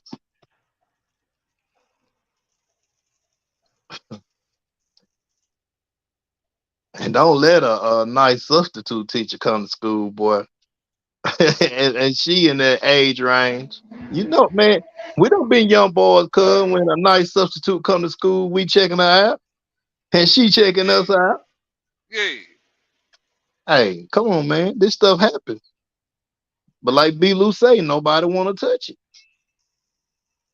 Nobody wants to touch it. yeah. Yeah, I was saying, Eliyahu, I on up here, Hebrew. Yeah, man, that stuff real. Go ahead, B. Luke. You was talking Hebrew. I guess it cut you out. Boy, you kept it 1,000. Boy, you went 8,000. I wasn't trying to, man. My bad. I'm just, man. I got a Yeah, child, man. I got a 17-year-old, bro, and I know grown women be praying on my son secretly. But you know what I do? I pray that the Most High tear their asses up for every thought, every foul thought that they have. I pray the Most High tear their asses up for it. Cause even though he about tall as his daddy, and he a handsome young man, he's still a child. Cause when he turned Hanging his 18, off. when he turned 18, he ain't no child. He grown. Nah, when he turned 14, I be trying to tell him, I'm like, boy, you just don't know, son. Hey, you don't know what you're up against. Okay. And then you good in basketball too? Oh boy. Hey, man, I'm gonna tell y'all something else too, right? That it ain't really talked about. You're not really even grown for real till you over 25, because there's so much stuff that you have to experience, you know, that you don't get in them early years like that. Now, granted, some people live a fast life, right? To where they get those experiences early, or they are the in the right circles to get these experiences. But you talking about a young boy coming from the ghetto, traumatized, without a father figure, ain't no way just cause he's 18 he is grown. You're not even a man cause you older. You a man because you take care of responsibilities. You a man because people can count on you to come through. They can count on you for wisdom, for knowledge, for understanding. I think this whole concept of being grown, we need to look at that, bro. Right? Because you could just be a damn old fool, Man, which a lot of people are. I was just gonna say that, B Lou. It's a lot of grown fools. That's right. 40-something-year-old little boys. You right. Absolutely What's right. up? What's up, Eliyahu? Shalom, Hebrew. Hey, shalom, brethren, shalom. Hey, y'all pretty much touching on everything, got it covered. But I gotta say that another thing is that the enemy already knows what's out here, man, and this is why they teach our children things at an early age. Even like I think it was in the book of Enoch, where the angels came down and taught children of Israel, or taught man all these things before their time. And that's how they really, start to corrupt the young minds of our children. Not only what y'all talking about, but I've been hearing lately about the corruption that's going on in the schoolhouses right now. These books they're bringing in to the schoolhouses and read it and allowing our children to have access to them. About about sex. Starting out early, telling one book I heard one sister read, and I mean it was describing like you was reading one of the Hustlers magazine that we used to look at back in the day. Talking about the woman, the girl getting moist and the boy getting erect. Yeah, these are books they're putting in schools right now. I'm gonna see if I can find that video and shoot it to you. But they were upset. It was like, okay, why are we teaching our children this? But these things are happening now today, bro, and it's gonna be even worse. So it's a battle that we got out here, man, for our children's minds right now. For our children's minds. You know what? You said something about school, because I remember going to school. We was in the 7th and 8th grade. They had, and the 6th grade, they made us go through sex education class and taught us how to put condoms on and hand out bags of condoms. And our line, Cortez, they did it. Sure did. I remember they did it, Mike, because they started talking about STDs and they were showing pictures of people with STDs, and I remember not even being able to look at the pictures. Man, I remember that too, Stephen. I'm talking about they showed us the nasty. Now I'm talking about leaking that green stuff. Now that scared me. I said, man, I don't want to have no sex. Yeah, they had, and the condoms was Eliyahu. They had different colors of condom: orange, black, green. They were lifestyle. Yep, I remember that, Hebrew. You showed right at the middle school. Now, what type of mess is that, man? When they took prayer out of school, boy, they were doomed. They were doomed anyway.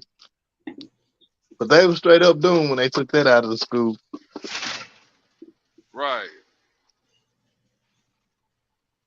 Yeah, I'm gonna see if I can find that video, man. But these people, man, they were going in on this. I mean, and I'm not talking about at a age 7th, 8th grade. They're bringing this down to the pre-K, 3rd graders, 4th graders, those type of people, those type of children. They're bringing it to them. They have access to them. It's written in a children book form to where they can read the words, and this is what they're doing to our children today. So, they say, well, we're not worried about the 15, 16, 17-year-old. They know enough. Most of them have phones already, so they can go through everything. They got their mind corrupt already. They can pull up porn and everything else on there right now. Okay, let's get them younger, and that's what the enemy is doing to our children. But we don't see that. We don't. Most of us that's not in his walk or not in his truth. Most of us Hebrews, we just let it go because we got our children. Letting the TV raise them anyway. Man, Hebrew, I got a 6-year-old. Man, if them heathens, if I find out them heathens showing my 6-year-old something about some sex, Hebrew, y'all gonna have to get some bond money to come get me. Yeah, man. Bro, for real. They showing the pre-K and the little baby, our short leggers. But you know what though, Eliyahu? It's crazy that you said that, but it's on us too. We gotta take accountability too, because I heard that it's 7 and 8-year-olds, man.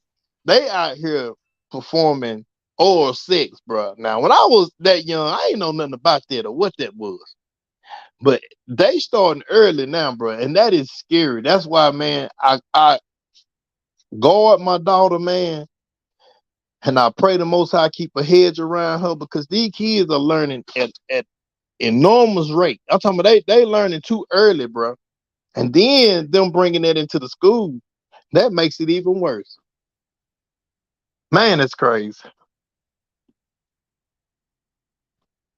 Y'all go ahead, man.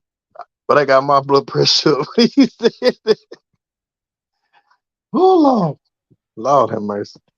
Yeah, so when they get up to age, at that 15, 16, 17 years old, they gonna want to really explore what's really going on, or they done had so much experience, they're not worried about it. They're gonna start exploring other things, other avenues.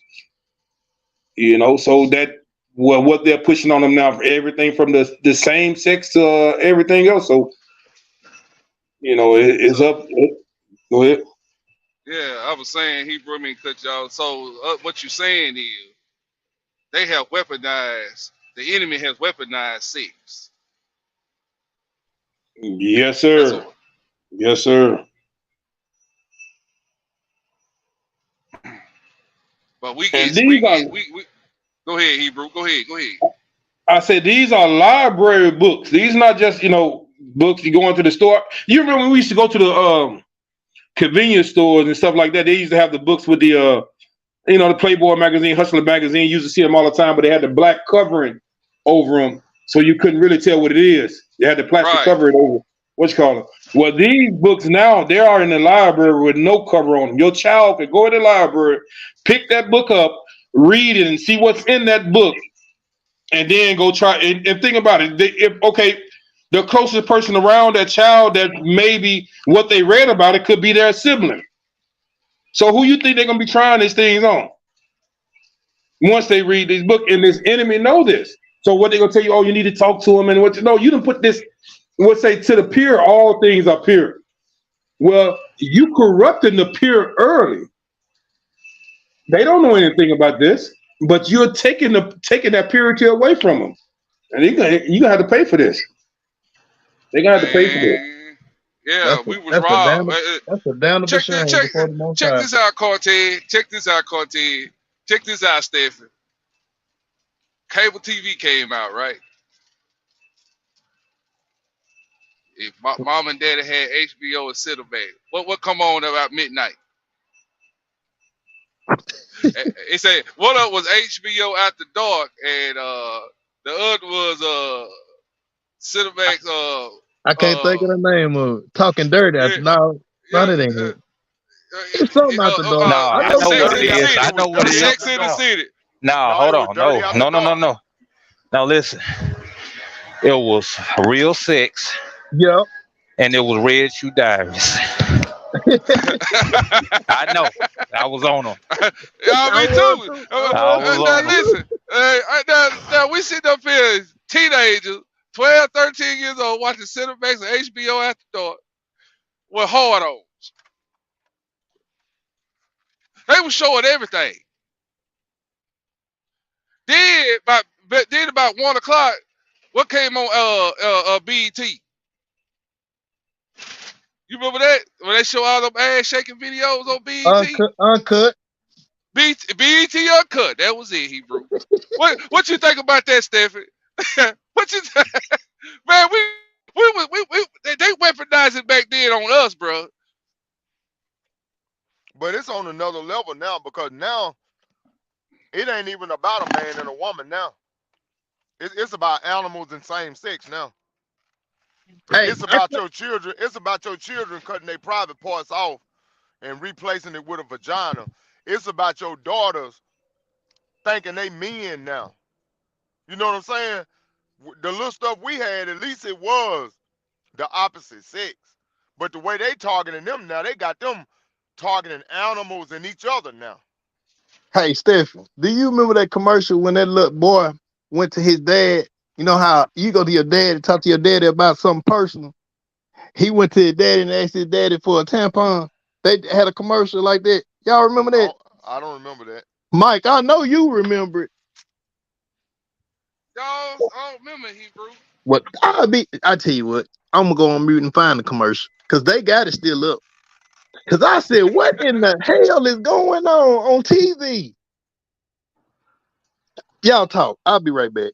You know Google finna find it. Hey, I tell y'all something that y'all left out. The Playboy channel used to come on regular TV at a certain time. They Show did. Show used to did. have the little lines and stuff, the little squiggly lines, right? But every Them little now and blocks, them again, black blocks. Them little black blocks on there. no, Yeah, yeah, it go was ahead. it was lines across the screen. They tried to blur it out, but every now and again, that thing would come come straight for you, and you can see it all the way through. At all the channels, See, Hustler we sitting channel, up, Playboy we sitting channel. up here laughing. Yeah, we sitting up here laughing, but not understanding that they weaponized sex way back then on us, man. Yeah, you talking about late '80s, early '90s. Been on it. Yes, sir. This is back when TV used to go off. A lot of people don't remember that. TV used to go off. You ain't have no channels on at a certain time. Only thing used to come on was the national anthem. That's the only thing that played. Yep, they let you know it's over with. You may as well go on to sleep. Try it again in the morning. You ain't got to go home. You got to get the hell up off the hill.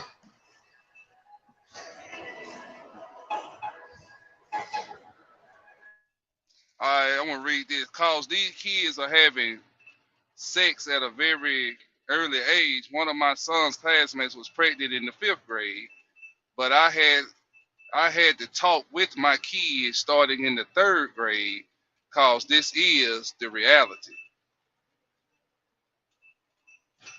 That's all we saying. It's the reality of things, man. This is how far we go. This is Babylon. Welcome to Babylon. Anything goes. Man, sex is a weapon, man.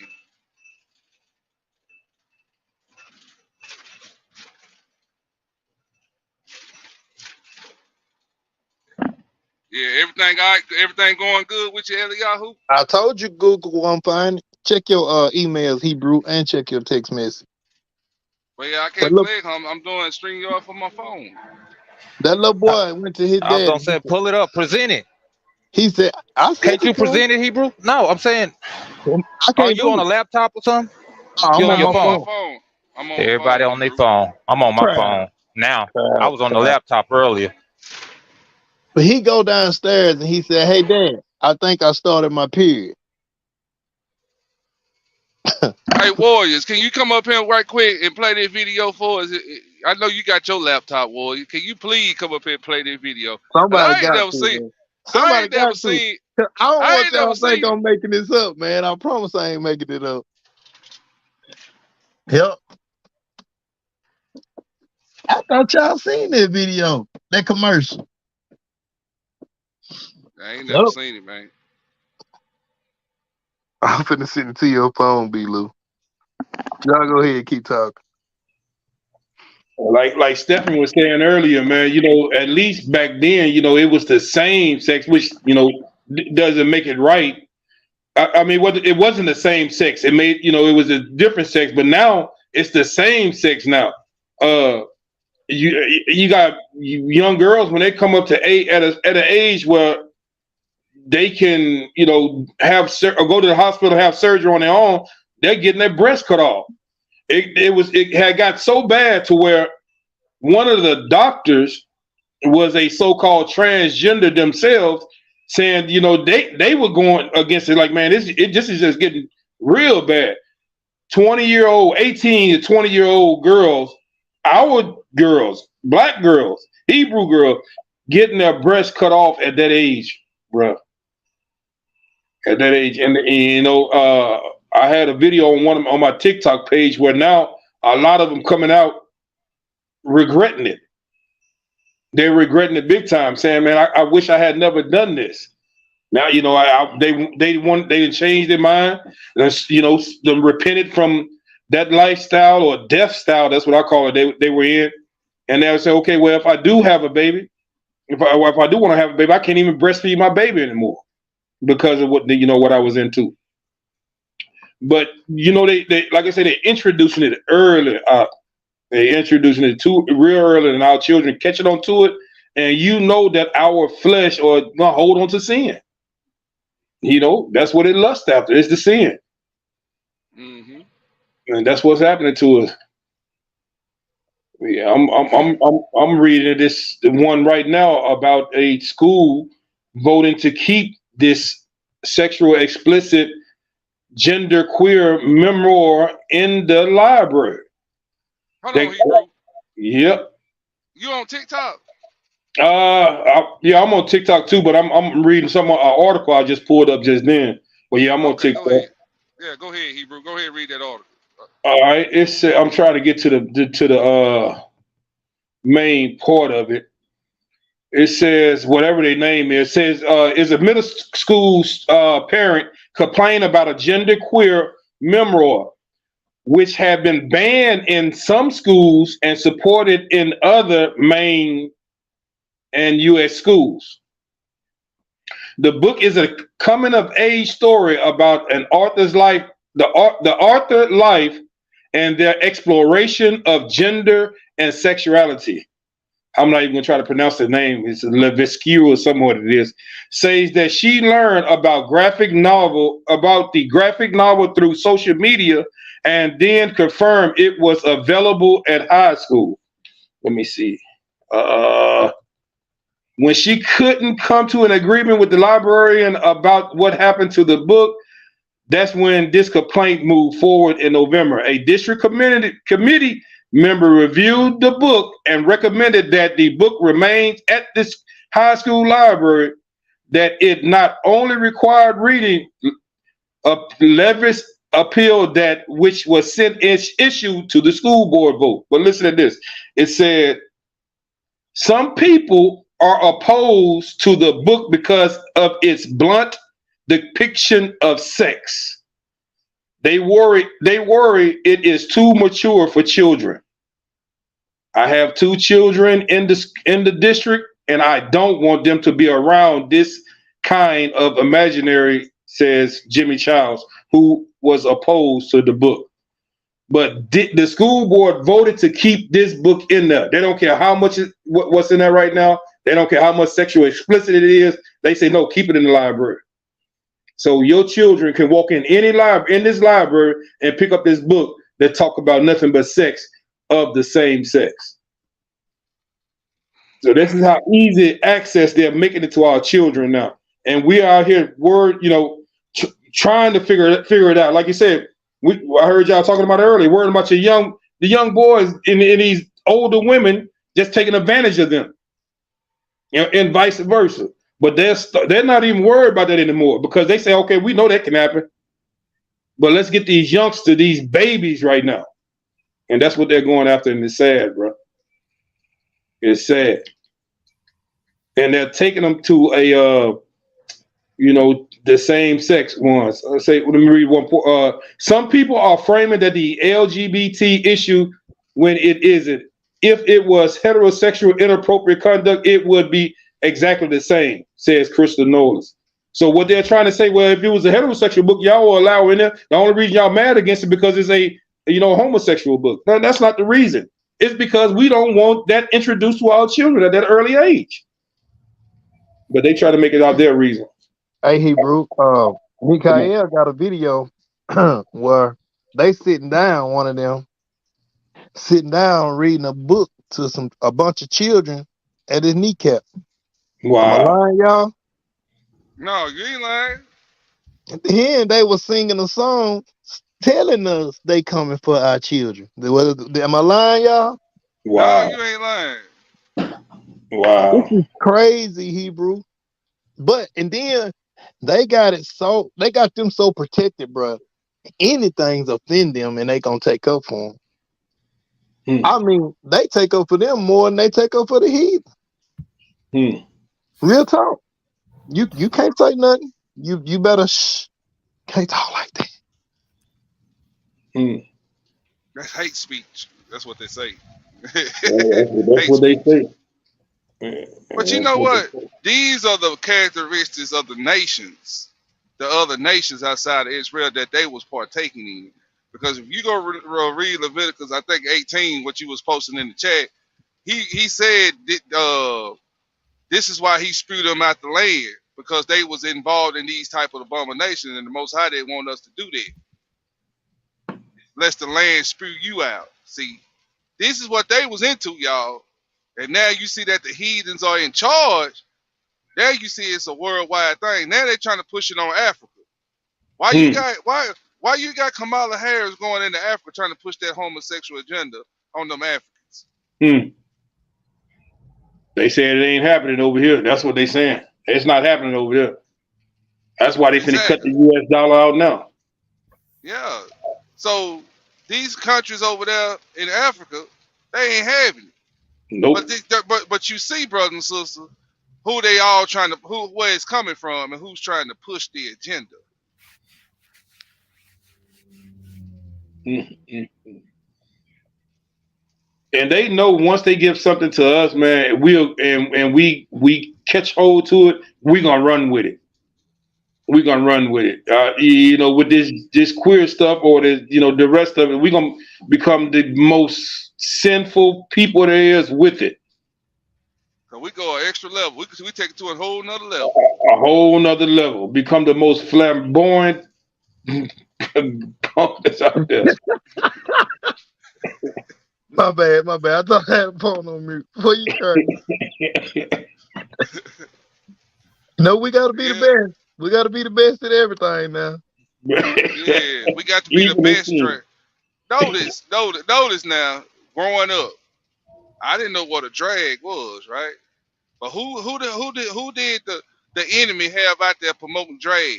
Our own brother, RuPaul, was out there promoting drag way back then. It was in movies,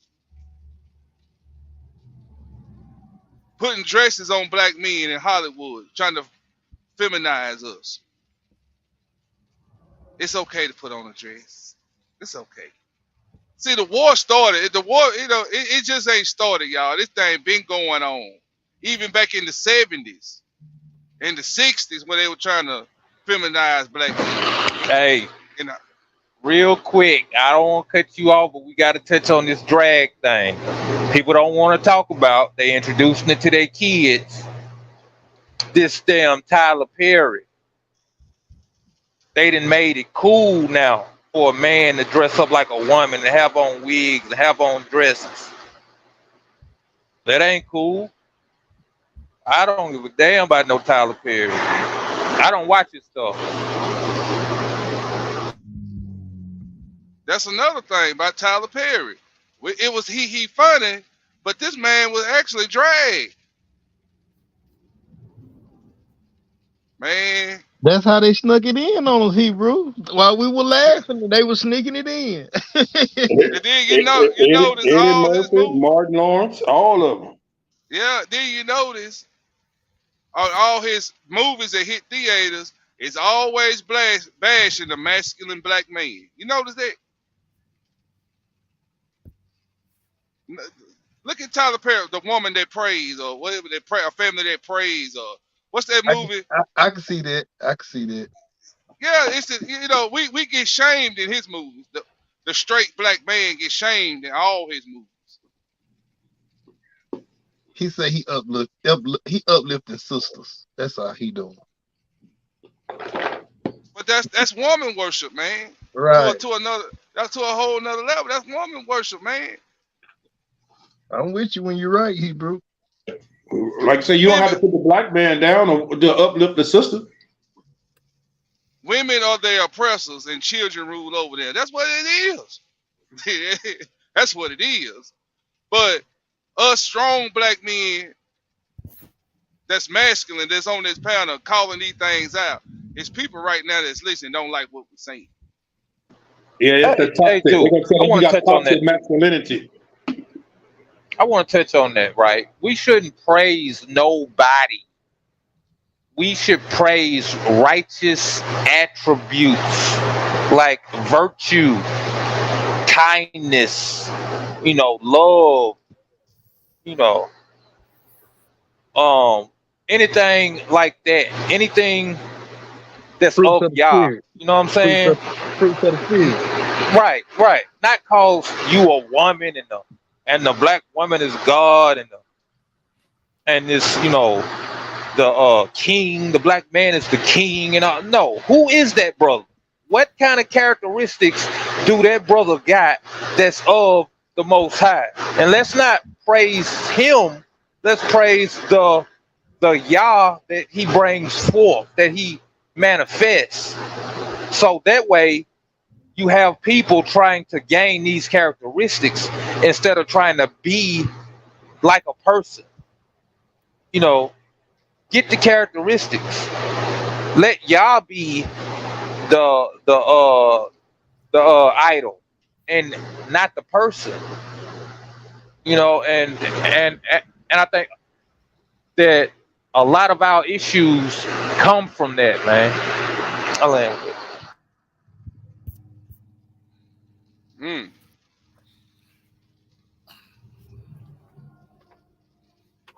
Yeah, like I was saying, we get shamed for bringing this up.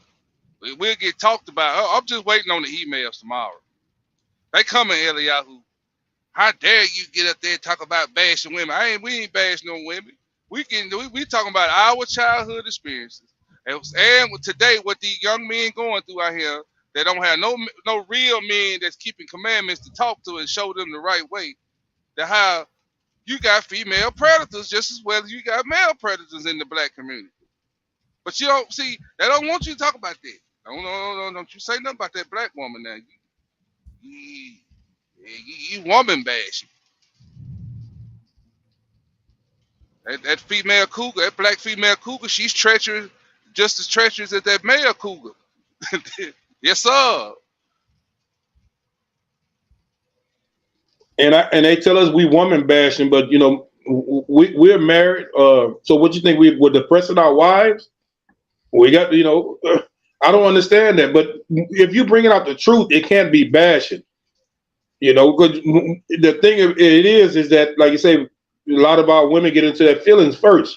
We can sit here all day long, and talk about how sorry, a lot of the men out here are, or what they're doing. They're not right. But as soon as we say something about that woman, we got to put a disclaimer out. And Yeah. it's sad, but if it's the truth, it's the truth. I've been with my wife that I have here since 1991. Been together for a long time.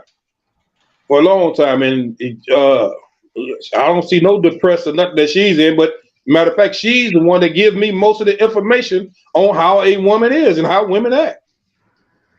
That's right. Everybody. All praise. She's the one that tells me, say, no, this, a woman is a trifling, treacherous thing. She tells me that. All The praise. Bible tells you that. Come on. But just to hear a woman confirm it, is even, to your face is even more, even more better. Right. And to look, I want to touch on these men just so they know across the board. We're not just, speaking about women. Once you become a man, you have a responsibility to grow up and to come out of whatever bondage you might be in and to seek the one who's able to free you from that bondage. Now, we are telling y'all things that contribute to a man being less than a man, not, you know, having allowances for that, right? But just telling the truth like it is, man. Giving our personal experiences of us looking back in hindsight and saying, damn, you know what, man, that was kind of messed up, really. I think you hear Brother Mike me a phone call today. He was like, you know what, that is messed up. Because a lot of us don't really even think about it. We so used to being on autopilot. We so used to being used. It really don't even occur to us oftentimes. And it's sad, man, really. You know Go what? ahead. Me and Stephen did a lesson, and we played this video. It's a scripture in Isaiah. I think it's 26, chapter 26, or it may be 20, 28, 29. It says, "Woe to the daughter of Zion's that are at ease." Right? When you look at the word ease in the blue letter, it means pride, arrogancy, and all of that goes along with it. That the daughters of Zion are at ease. So we were just going through the scriptures, showing our sisters how pride can get you destroyed. So I played a video, and you wouldn't believe the emails I got back for even bringing this out. It's like they got, and these women, some of these women was in the truth and got in their feelings. Hold on, Hebrew. Listen to this. Do you fear God? Do you have no shame? It's all awful, y'all catching demons, selling your soul for money. Sweetheart, at what goddamn fucking time did I sell my soul? Selling your soul is abandoning your family for your successful endeavors, okay? I didn't sell my soul. I profited off of my loss. How dare you come on here and try to Bible shame or any goddamn thing, sweetheart? One, you casting a stone. You're judging. You have no idea who the fuck I am, nor can you write a check to cash to talk to me. Okay, I come on here humble. I love God. God created sinners, okay? At the end of the day, we're all fucking sinners. I'm pretty sure you're probably not married. You probably haven't found your happiness self. Do you know God? Do you have God? Because anybody with God doesn't cast any judgment. Because then they become hypocrites, right? I'm not nobody's role model on here. Okay? I turned my human trafficking into a win by doing adult movies, becoming my own boss. Okay? Millions know me, millions don't. That's only if you watch adult movies. Have I no shame? Shame for what? I'm completely honest with myself and I love me. Cause I'm still here and I'm making it. And the only motherfucker that could take me out of here is the motherfucker upstairs. Or, a couple of bullets. Who knows? It's awful y'all catching demons. Y'all catch demons every damn day. Okay? You come on here trying to read someone to filth and you can't. Because you'll never say that shit to my face. Don't let social media fool you because the shit that you're talking to me about is stuff that you're probably doing, but you're mad. Are you mad for not getting profit? Have you found a husband? I'm just trying to figure out what my little cootie cat got to do with you. The only, if getting money is a sin, yeah, y'all sell y'all body. You sell it every goddamn where. You sell it to keep your job. And that doesn't mean laying on your back and exchanging. That means you're working for someone at the top. And the way that you have to carry yourself in your job, you have to sell yourself. You have to sell yourself to keep the employment, right? You got to follow the rules to keep the employment. The only thing that I'm doing is expressing my freedom, loving the skin I'm in, and educating those who either want to get in the industry or just want to know about it. So keep your fucking comments to yourself.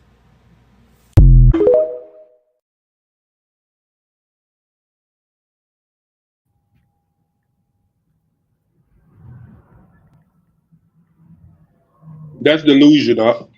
Hey, That's delusion. what a result video at, Mike? To Move see a what poor happened. black family into a decent white neighborhood, and the other homeowners will throw money at you faster than you can count it. Negroes aren't stupid. Given a choice, even they don't want to live among other Negroes. Nothing more American than people willingly paying double for something they can't afford in the first place. Listen. What happens once they realize they have been swindled? Well, you could always ask Miss Koister if you could borrow a sanitary napkin. They know the system. If they make their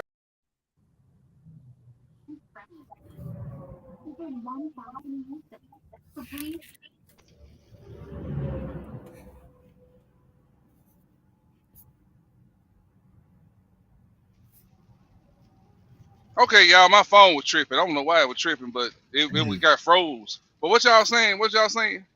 I was asking you what happened to the video where that showed where she had got her scalp smited. Oh, I got it. I was gonna show that later. Okay. But yeah, you see what I'm saying?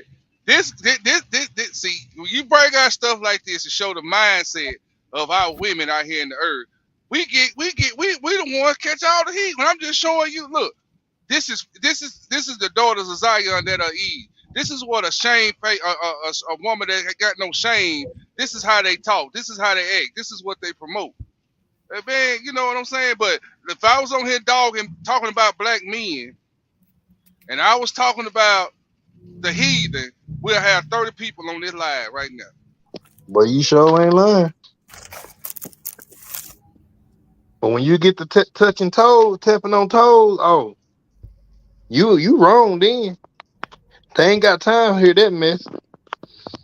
But the very thing that you close your ears off to, that might be the thing that save your soul. He that Right. has he that has an ear, let him listen. Hey man, the black man is gonna always be wrong. If if he don't say nothing, he a sucker and a pushover.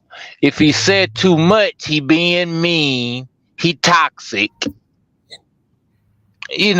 It just I mean, you just really can't win with these people, really. Think about it. If you go around trying to please everybody, they're gonna say you a sucker. Stand up for yourself. Quit being a pushover. Then you stand up for yourself, you're mean, you're cold hearted, you know, all this old stuff, man. It's just wild. You know. Like y'all said, even speaking about this, people go completely outside the topic. Forget about is it true or not. The question becomes, why you talking about it? What about black men? What about black men? That's what you Right. get. Hmm. Deferring. That's what they do. Defer. Forget about all the energy on women. Forget about if it's true or not. Let's talk about this other thing. When we didn't start it off by acknowledging the fact that it happens to women. We don't negate the fact that it happens to women. We know it happens to women. We just trying to bring up the fact that nobody bats an eye when it happens to us. Like, it's like the white doctors said about black women. When they started researching vaginas, they used to operate on black women without pain medication and said they got a Hmm. high tolerance for pain. They could take it. Now they turn around. Our black women turn around. Not only them, everybody turns around and does that to the black man. He got a high tolerance. He could take it. He'll be all right.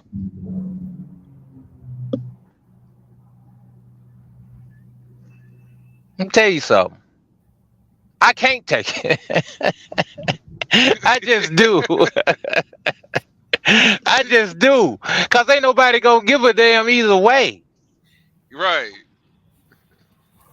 For my own sake, I take it. Just so I can't say I quit. But do I want to deal with all the stuff I have to deal with? Hell no. Do I want to have to be the bigger person and the bigger man and all this whole stuff? Hell no. Sometimes I want to be an asshole like other people. Sometimes I want to sit on the sideline like other people. Sometimes I wish I could cry type of shit. I didn't got to the point to where that shit don't even come. So why I might do appear cold hard? You know why? Cause I learned to just suck shit up. And a lot of brothers the same way. My son the same way, man. I feel like, man, I taught him to suck things up to the point to where he don't even express his emotions, man. And it's like that's really trauma I passed down. Be a man, be a man, be a big boy. Don't do all that crying. That's what they told us, man. You passing down trauma, generational trauma on your Mm. children and your children's children. Mm. Cause he Mm. gonna turn around and teach it to his.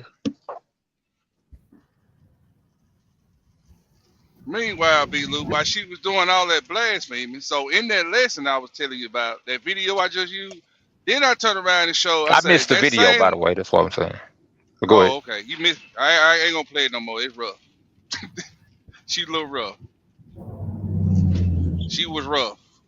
But in the same, in that video, I show how the Most High, in the scriptures, how he made her scab bald. You know what I'm saying? Because she was saying a lot of stuff about she was in the porn. She in the porn industry, and she does. You know, can't Can't, nobody can't, judge can't, her. can't nobody take her out but the MF upstairs, and can't nobody tell her what to Right. do. Can't nobody tell her what to do with her little cootie cat. Oh boy, she was rough. She was rough at the mouth. Right. Oh, I will Stephen, what you tell doing? you where that come from, man. That come from woman worship. That come from a lot of brothers that feel like the only way to get women is to pleasure them. And it be the Hey, attractive Cortez, where women. did you find that video at? You finally looked at it? I said, where did you find it at? Uh, I just googled it, Hebrew. Wow, So what is? you Googled it?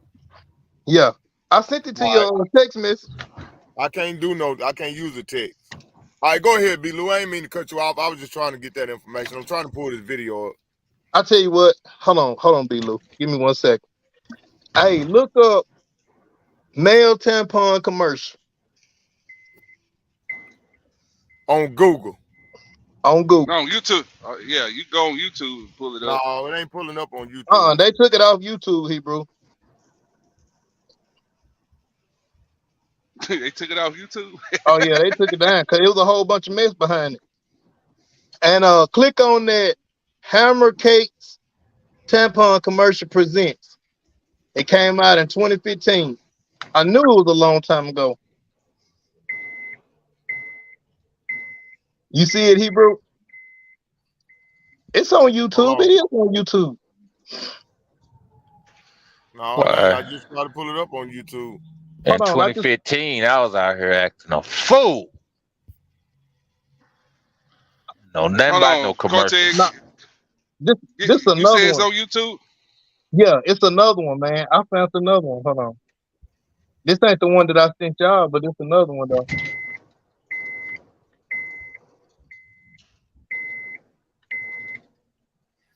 I think this the one when the dude gonna be in the bathroom stall and he gonna reach up on the bathroom stall and hand another boy a tampon. They had several ones out there.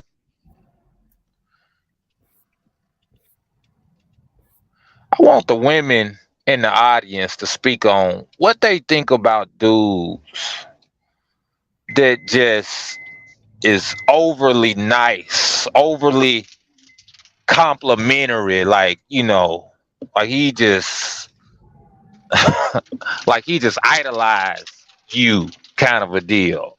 Is that attractive to them or nah? Back in my daddy them day, they call it chivalry. Chivalry is gone. You can't do that. You can't open the door up for them no more. Nah, You can't. I ain't talking about that now. That ain't the Okay, my same bad. thing. I'm My talking bad. about the kind of guy that's like he really trying to get her, but that's his game. Put His game is just over complimenting, no just overdoing it. Putting them on a pedestal. I got you. Put them on a pedestal. That I got you. I got you now. My bad. So like, Mm-hmm. that's what we see today. And I'm not saying you shouldn't get credit for certain things, but it gets confused, and a lot of women, just like whoever you played in that video, she sound like a woman who'd have had a lifetime of having her ass kissed to the point to where she done lost touch with reality, and she believed everybody would kiss her tail. I'm sorry for my language, so I know y'all probably got some, new people in there, but ass is in the Bible, by the way. And it's like they get accustomed to this stuff to where they believe that they stuff don't stink. And it's like, man, like everybody not gonna kiss your tail. Everybody don't need you. I'll give you a great example. When I went celibate, I was celibate for 3 years actually, but a year Of that, I was in prison. I'd have been celibate anyway for that. But on the streets for 2 years, I was celibate. And women don't know what to do with a man that don't want to sleep with them, who don't need them for nothing, but who wants them for more than just somebody to sleep with. A lot of sisters ain't really dealt with that, you know, and a lot of brothers ain't been in that spot where they like, listen, I know my worth, I know what I bring to the table, and I'm not gonna squander it on just anybody. You're gonna have to come with it to get me. I'm a prize too. Your vagina ain't the prize. The prize is I'm gonna be an asset to you, and you're gonna have to be an asset to me. You know, a lot of our people don't know that life, man. You know what? I'm glad you said something because when I was out there in the dating world before I got married the second time, I told this woman, I'm not here to get your vagina. I'm here to get to know you. See, because she tried to offer me to her vagina, but when I Oh, turned it down, she was hurt. Her feelings was hurt they throw it at you because. more when you don't want it. But the moral of the story is how it was countless of women that I ran across when I was out there in the dating scene. That when you turn down a vagina, they ain't got. It's like they go stupid. It's like I ain't got nothing else to offer. I don't know what that's to. You know what I'm saying? Oh man, account empty. Yeah, account is delinquent. Insufficient funds to make this call. That's crazy.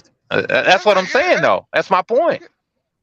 Yeah, that's a good. I said when you Hey, said it, I Steph. said, man, that's a good point.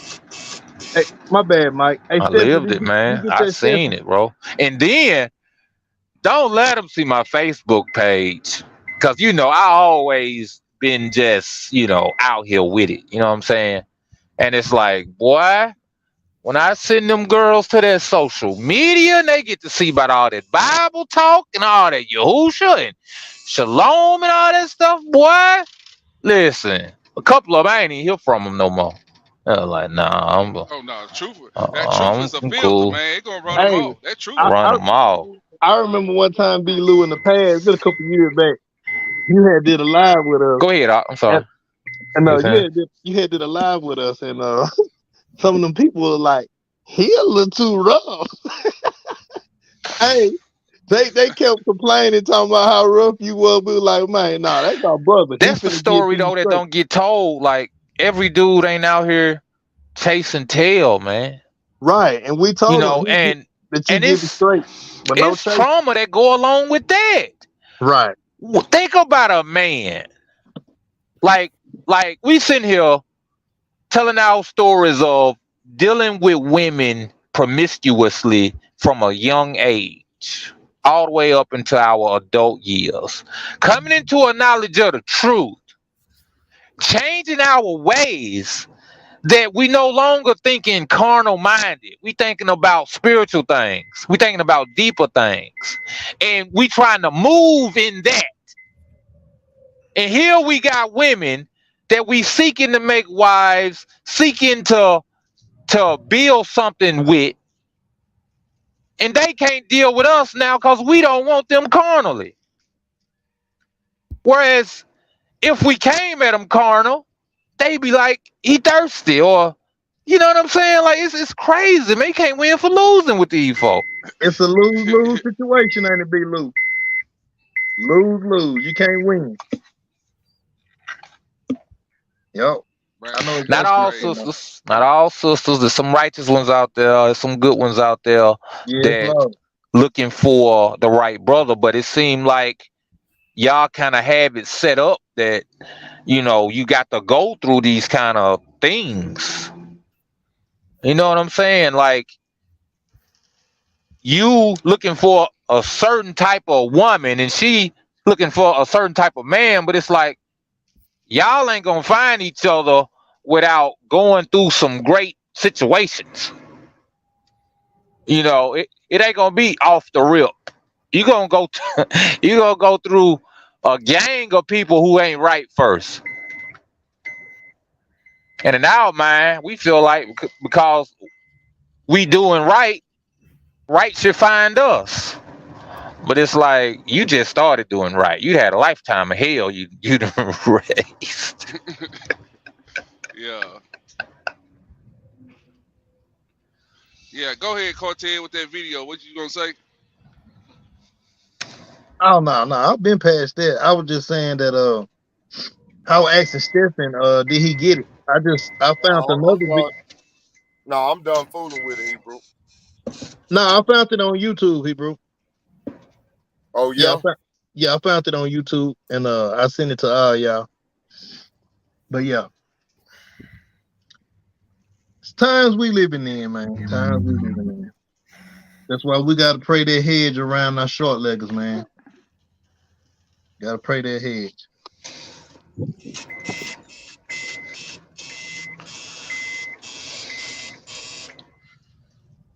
So I want to say too, shout out to the sisters who might have came from that life, who realized the errors of their ways and who didn't repent it. Shout out to them. Because that's what's needed. Everybody done messed up in some kind of way. And it's like we're not condemning people. We're not trying to send anybody to hell. Everything should be to bring a person to repentance. And the only way for a person to come to repentance, for one, is to acknowledge that they in a transgression, to be shown that they in a transgression about something. And that's not an easy process, you know. But somebody got to do it, man. Somebody got to pick that scale. Somebody got to pull the bullet out the bullet wound in order to start fixing it. Don't put a band-aid on it and think you cool. That's what we used to, man, as a people. We prefer band-aids. Don't touch it. Don't touch it. Don't touch it. That's how Right.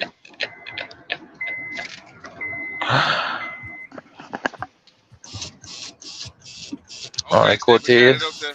Hey, All Dad. right. Yeah, bud? I think I got my period.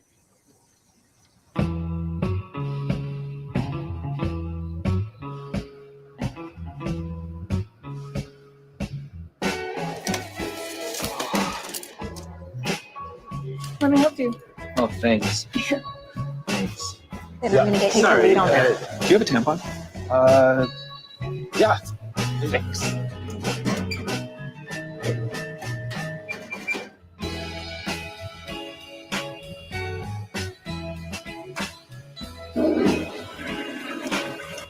Just part of growing up.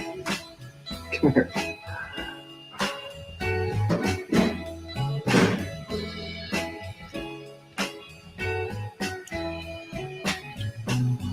I'm on my period. Me too.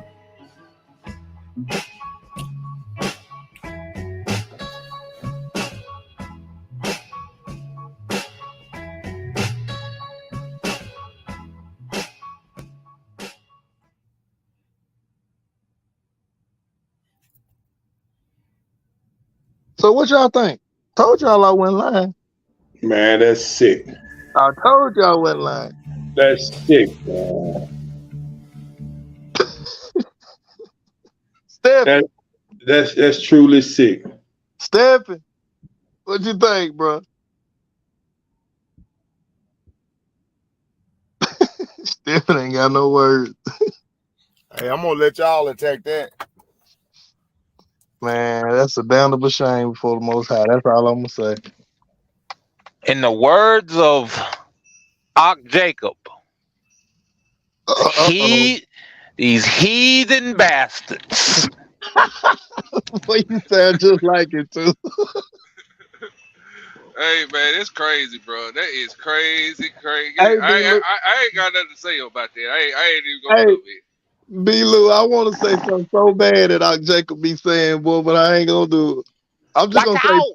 I'm just gonna say, you know what I'm talking about. Pink. Pink booty heaters. Oh yeah. Damn it, boy. Why you do that? Yeah, you pink booty heaters. Y'all make me sick. Sick in my Man. doggone stomach. But man, just think about that though. Your child watching TV and he see that. Man, think about your child come up and ask you, your son, Daddy, when I'm gonna have my period? Man, how would y'all respond to that? Man, I probably hit my son. I ain't gonna lie, bro. I mean, all jokes to the side. We won't put all the laughing to the side. I'm serious business now. How would you take that, bro? That's trauma too though, cause look, it ain't even his fault. He just a Right, child being a right. child. Being programmed. Being programmed. But you know How what we it's get all lead to, don't you? You know what it's all lead to. When they God show up, I read the comment in the chat by Praise Him. When they God show up, don't you know they God said that he don't desire a woman. So their job is to turn everybody into that lifestyle. He don't even desire a woman himself, Mr. 666 or the Antichrist as some call it. He don't desire a woman. So it makes sense they want to turn you inside out. Make you confused. Boy, that show makes sense, Hebrew. Cause hey, the words say he ain't gonna desire a woman. You right. look, this is my opinion about that, right? This this this homosexuality, pedophilia thing, it's been in every part. Well, it don't speak about the Persians and the Medes and all that, but ever since the Greeks, this has been a major thing. And the Greeks, the one that got into all them other cultures and started doing it. I think this whole thing with this beast or this, man of sin or whatever, I think it's the deity that's been ruling in this statue in all these different time frames. And they worship him, he embodied them, and they do his will. Think about it, from the Greeks to the Romans to I don't recall hearing about Muslims having that, but they did a lot of killing with the edge of the sword. But when it comes to these Caucasians who have really did a lot of the running of the world for the past 2 to 3 thousand years, that's been a main thing with them, this homosexuality. And it's like a lot of the things we looking for, we really could kind of see it already. Like I said earlier, we can see a one world religion already. Do as thou wilt. We can see a one world currency because these banks, uh, they run every country. That's why every country have a system of paper money. Why they ain't got gold coins like they used to? In every country that won't take a bank, they end up getting destroyed in some kind of way. Sure do. So, I think a lot of the stuff we looking for is currently happening. That's how you could get crept up on like a thief in the night. Because what you're looking for is already occurring. So it's like boom, it's time now. We're like, what time? Sky cracking. Hold on, wait, what a FEMA camp said. Hold on, what's going on? Got you. Should have been watchful. You know, you looking for somebody to sit on the throne. He'd already told you Hasatan had been cast out of heaven, and he's upset, and he going to war with the people because he know his time is short. What you think been going on for all these years, all these hundreds of years? We've been getting tossed around and persecuted and told you can't observe the laws here. You can't circumcise your children. You can't. This been going on since the rise of the Chaldeans. If you think about it, with Israel been catching hell ever since the book of Jeremiah, when he told them to give yourselves over to the Chaldeans and everything will be well with you. I'm going to bring you out and you're going to be straight. And he told Jeremiah to tell the king, look, just go serve them and I'm going to bring you out. King like, nah, I can't do it. What the people going to say? He said, well, so you don't want to listen. I'm going to let them rape your wives and I'm going to let them kill your sons and he going to kill you. And Israel ain't been right since. It went from the Chaldeans to the Persians and the Medes, from the Persians and the Medes to the Greeks. That's when you hear about the Maccabees and all that. They was persecuting, offering pork on the altar. Mm-hmm. That's when you get into the Romans. And in all this, Israel was partnering with these. I didn't know. We partnered with the Greeks. We partnered with the Romans against the Greeks. And then the Romans won. Uh-huh. And then we started serving them. And then we got sent off into the four corners of the earth after 70 AD. Uh-huh. We ain't had a homeland. We ain't had a king. We ain't been right since. And Hamashiach came and told us, listen, it's finna get bad. You finna be compassed about. You finna be compassed on every side with enemies. And they didn't understand it. The temple gonna be gone. Your land gonna be gone. What? What you mean? What? It can't be gone. This the covenant. What you mean? No, y'all gotta pay. Y'all gotta pay for all these prophets y'all done kill. Y'all gotta pay for all this evil you done. But he ain't tell them. You have to pay for killing me. You gonna hang an innocent man, and it's a punishment for killing an innocent man. The same thing you put on him is the same thing that's gonna be put on you. You hung me from a tree and bled me to death. You ain't gonna believe what these crackers did when they got us over here in America. They hung us from trees and bled us to death, and we're still going through it. Now we're in the time of the temple. People looking for a physical temple to be rebuilt.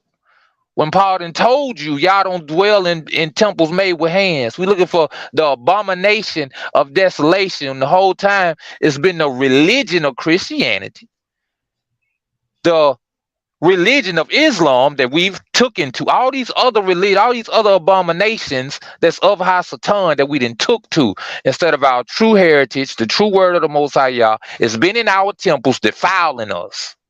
Wood and stone.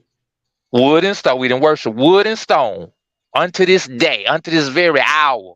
Many of us are doing it, but there's a remnant of us that's coming out of confusion, coming out of Babylon, separating ourselves. And these temples that are not made with men's hands are being rebuilt in the name of Yah and unto salvation, in the name of his son, Yahushua Mashiach. And that's what's being built that the people not recognizing or even acknowledging. It's going to take a major uplift like what we're doing other men, man, because that's what they're trying to do. They're taking us out. Well, like you say, from the beginning, they always were there to take the men out of the equation. But now they see, okay, well, these men are like roaches. You can't take them out. You can't take the black man. You can't take the Hebrew man out. So now let's see what we're going to do. We're going to uplift the woman, and we're going to effeminize or, soften the men.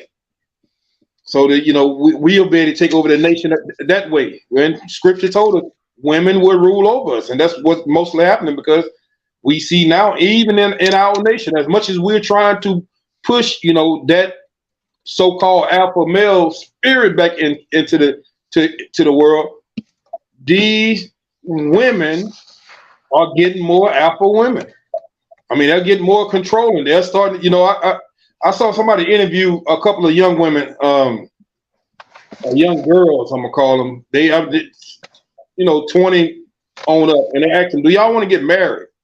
What y'all say about marriage?" And every last one of them say, "No, man, ain't nobody got time for that. Hell no, I'm not ready to do that. No, I'm not ready to do that. I'm gonna use them and abuse them." So they're getting that, they have that masculine mindset right now, and a lot of our men are soft, effeminate men, killing each other. Not go enter into the kingdom. Yep. Killing each other. They think it's being gay. It's being less than a man, less than a ish, a husbandman, one that tends to the garden, that protects the garden, that nourishes the garden. Hey, y'all, hey, y'all, hold on 1 second. I got a video for y'all. I ain't mean to cut y'all. Here we go. No, you cool, good. Okay. Hey, dishwasher. It's not sweat though. Thought you needed some help around here. What you trying to say? My house is always on point. Yeah, I am. I see you got jokes today too, huh? Anyways, are you free for the rest of the day? Because I could sure use another set of hands around here. Yeah, I should be free. Supposed to be meeting the guys at the pool hall later on, but I'm here until then. I like the way that sounds. That's his auntie now. What's Uncle Marvin doing today? He could probably use my help too. All right. Well, your uncle's out running a few errands. I guess he'll be gone for a little while. So, like you said, you mine until then.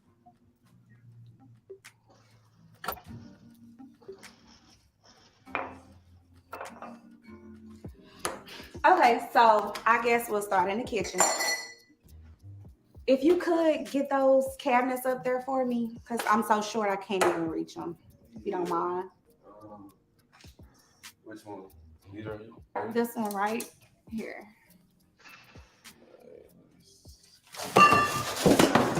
Oh my God, are you okay? Yeah. Oh my God. Oh my goodness. I'm gonna tell these young boys something. Don't be touching women, man. Don't be touching women, man. A lot of stuff happens from touching. Better safe than sorry. See, look, I'm fine. Yes, you are. Auntie, hold on. Chill out, Auntie. Tammy, are you serious right now? This is what you up in here doing? You hurt my back, baby. You lucky that's all that got hurt. After all that I've done for y'all, my nephew? Are you serious? Are you serious? This is how you repay me, bro? Wait, look. There's no way you running up on me. Look, I would never do you or anyone I know like that. She came on to me. This is some bull, man. After all I've done for y'all, my nephew, my wife, I can't believe this. Stop this, Marvin. You know you love him like a son. You're not really gonna hurt him. I just wanted to be seen. And Sean sees me. Seen. Oh, he definitely saw you, all right. Auntie, why would you do me like that? I mean, I know we family by marriage, but it's crazy. It's wrong no matter how you see it. I know. And I'm sorry that it had to be you, but you're always here for me. Man, we as adults could have talked about this, but no, you want to go jump on my nephew? You always just hear yourself. Wow. All you think about is yourself. Never about me. So this is my fault. That's what you're trying to say. This is my fault. But I'm the one who can't communicate. I'm the one who's jumping on little kids, right? Oh, right. This is my fault. Right. I got you. I didn't mean for it to happen. Right. Wow. This is my fault. I did not mean for this to happen. But it definitely did happen. I just got caught up in the moment. You got caught up. And where do you think you going, as a matter of fact? You know, matter of fact, go outside and get the rest of my groceries out the car, and we can talk about this, because she ain't going to be here much longer. Excuse Oh, me? you heard exactly what I just said. I want you to pack your stuff and get them out my house, because this right here is not going to rock. Marvin, you are over-exaggerating. Who is over-exaggerating? You are. Over here trying to jump on my nephew. Are you serious right now? As a matter of fact, pack your stuff up and listen to what I'm saying. And get out. Seriously. Get out. Seriously. Deuces. Crazy, yo.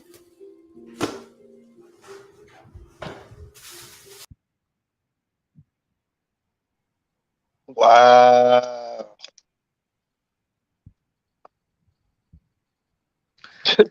Man, it's so much meat on that bone, man. Hey, y'all eat it up. Hey, y'all eat it up, man. Go ahead. Man, first of all, look at the accountability. You see the accountability? Look at how it's your fault I did this. Like, how does that work? You don't see me. You don't see me like he see me. And it sound, look, to an idiot, it sound reasonable. See, you gotta pay more attention to her. But it's like this though. Whatever you feeling shouldn't cause you to go do nothing wicked. Like, if anything, lead a man. If he ain't the kind of man you want, leave him.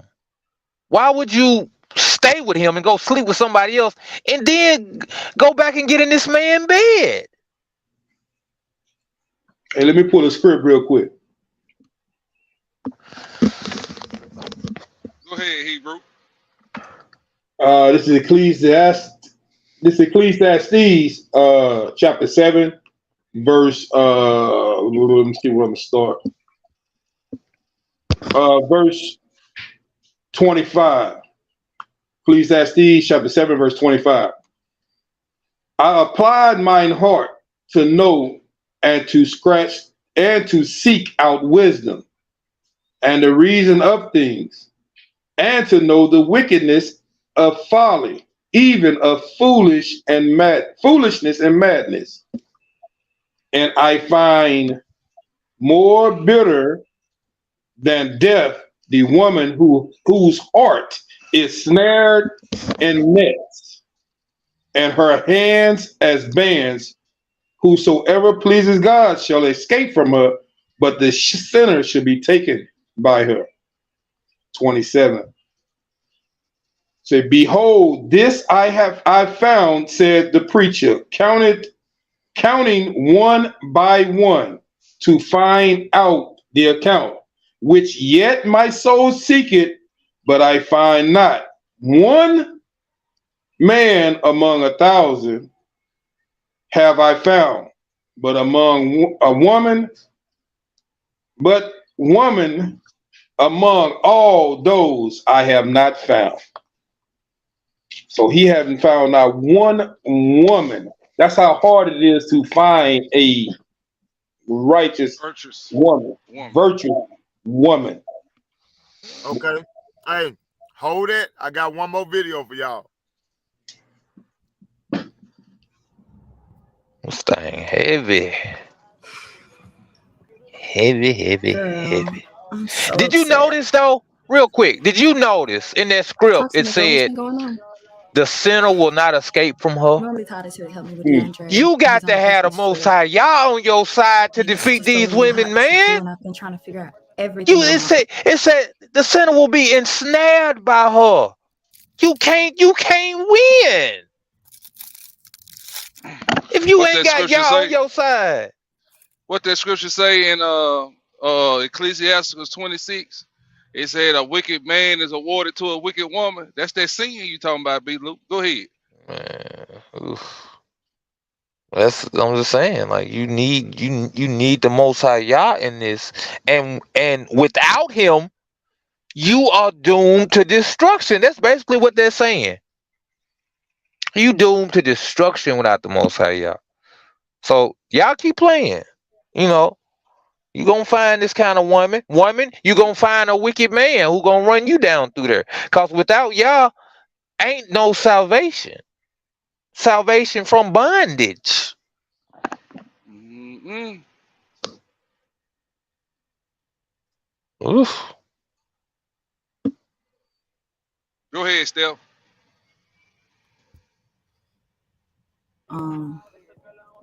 It's so much. Well, you know I'm your girl, so I got your back.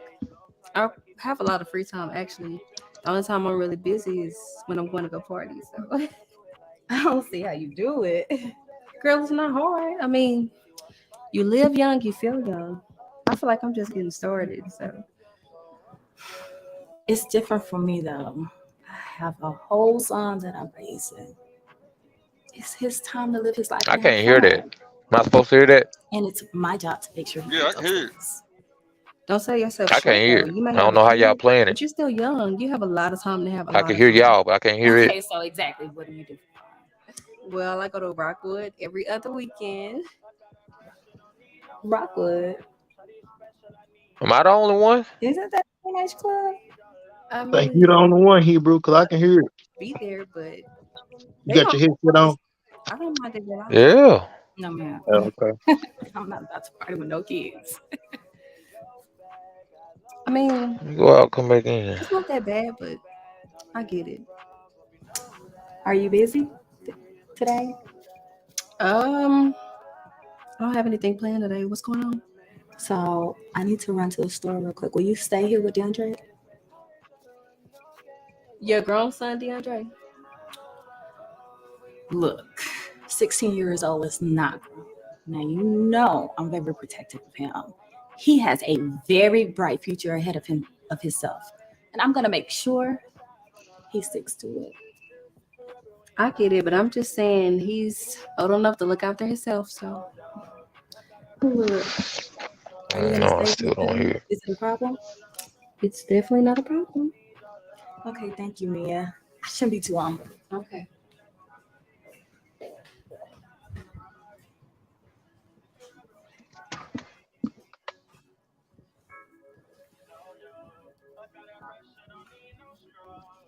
Hey, she couldn't wait. She didn't hesitate, this. Hey, D, can I come in? Yeah, I guess.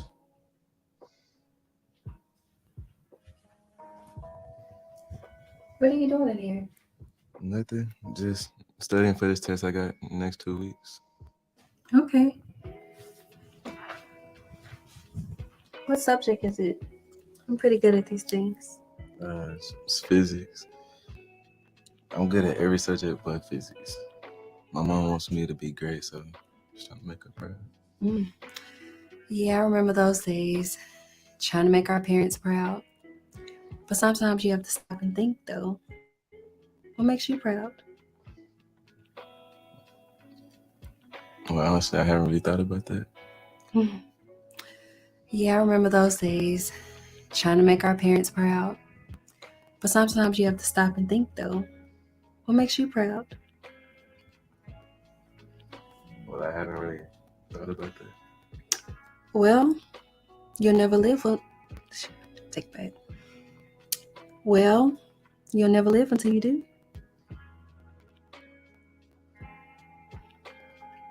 So, you want me to go ahead and help you with your work?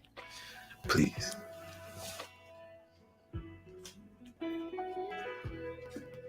Oh, wait, what you doing? I thought you said you was gonna help me. I am helping you. You have to relieve some stress. I'm going to help you clear your mind. What you mean? I'll show you. Whoa. You my mom's friend. That's way too weird. Okay, look. You have to relax. You're way too old to be shy, especially around girls. I'm not shy. It's just what? Um, Okay, then. Just let it happen.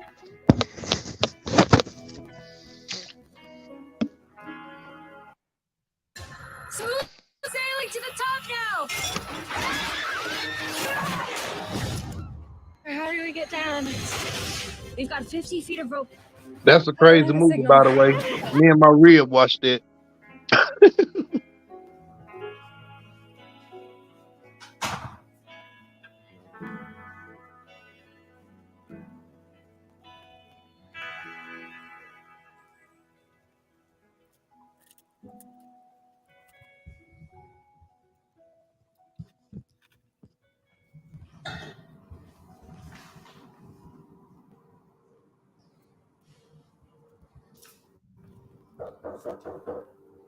Who is it?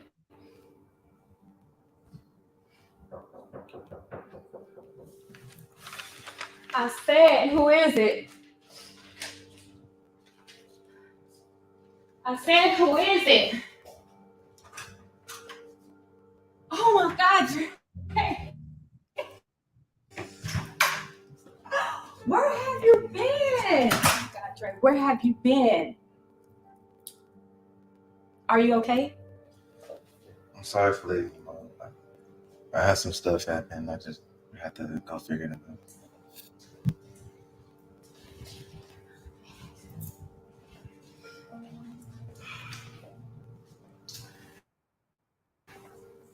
Okay, I'm sitting. What's going on? I have a baby on the way, and I just didn't know how to explain everything to you. So I wrote you that letter and I left. A baby? How is that? You were doing so good in school. You were focused.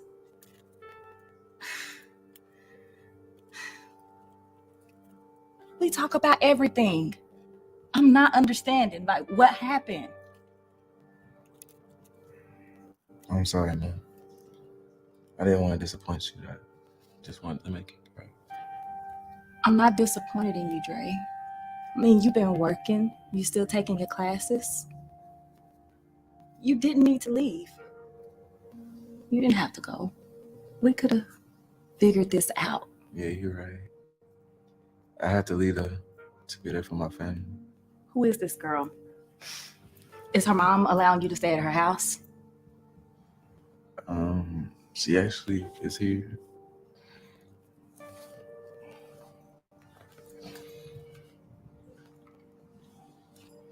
Baby, you can come in.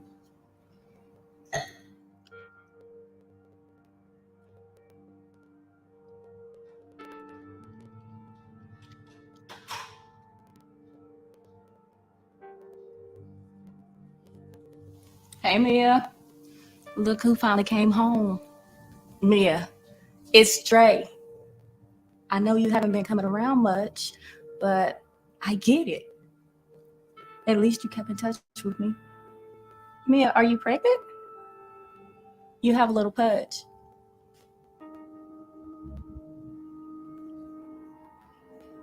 Mia?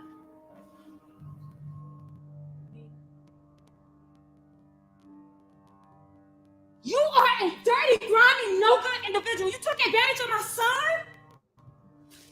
I didn't know this was going to happen. What? That you could get pregnant by sleeping with someone? Are you stupid? Let me go. Son, let me go. How could you take advantage of my child, of my son? My son. You're supposed to be my friend. Ma, please. She's carrying my baby.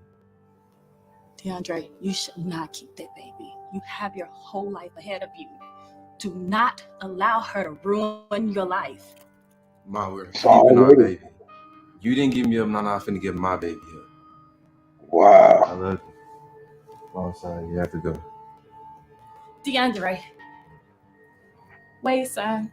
Think about this. Where's the father in the house? Good question, Hebrew.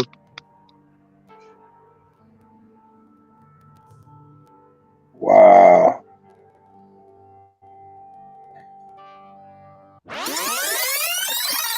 After 9 months, she should drag her skull Henry dragging. and Mia ran away together. Right. They had their baby and stayed far away. Right. Tanya wasn't able to keep in touch with her son because she didn't know where they were. This is what could have happened had Mia just been a better person.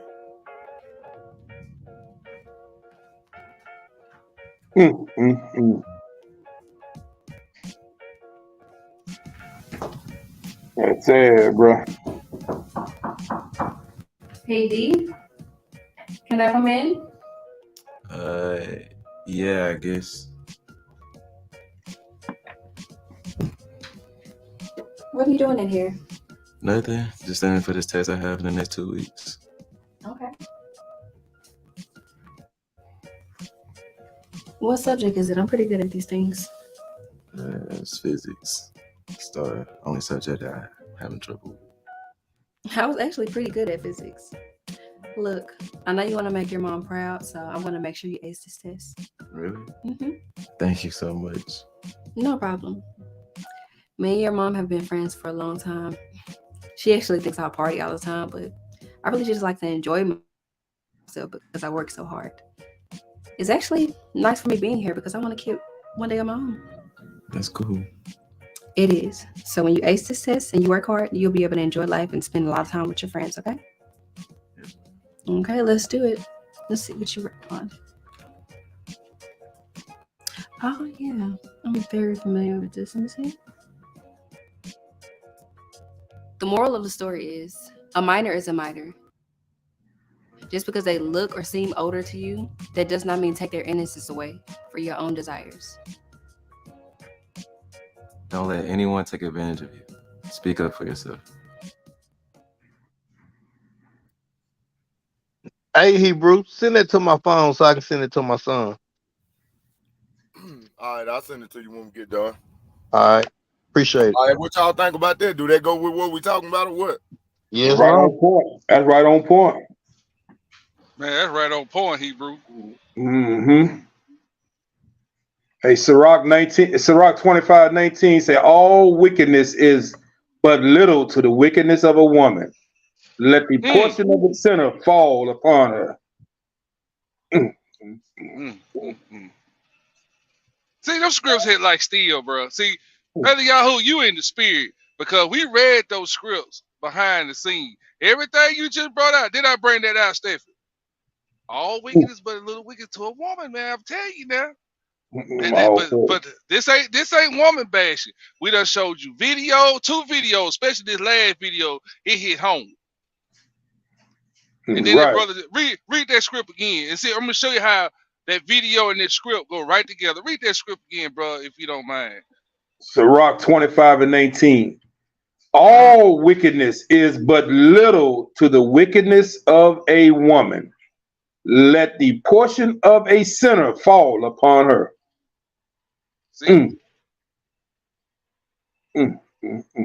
21 says, stumble not at the beauty of a woman, and desire her not for pleasure. That's what y'all brothers were talking about earlier. Look, I don't need right now. You know, that ain't what I want right now. Let me at least get to know you. I work with a brother, man. His wife passed away a few years back, about 3 years ago, I think, 2-3 years ago. And so he's back on he was trying to get back on the, dating scene. Brother, I think his brother in his 50s, 51, 52, somewhere along up in there. So, like he said, man, I've been trying to talk to these women out here, man, but they have their tongue is raw. So they talk like men. Back he had been with his wife for a long time. I want to say over 30 years himself. He said, man, I don't understand the way they are now. See, I'm trying to talk to them, man, and they come to me hardcore. Like they ready to get down right now. I'm like, he said, man, I'm not ready. That's not what I'm looking for. I'm just trying to find me someone that, I said, you're not going to find nobody like you had before. But he said, man, I'm just trying to find someone, man, I can just sit and talk to without having, a foul mouth. But he said, bro, I know exactly what that brother mean, because when after I had got my divorce, I was out working, and this little chick was at this restaurant, little young chick.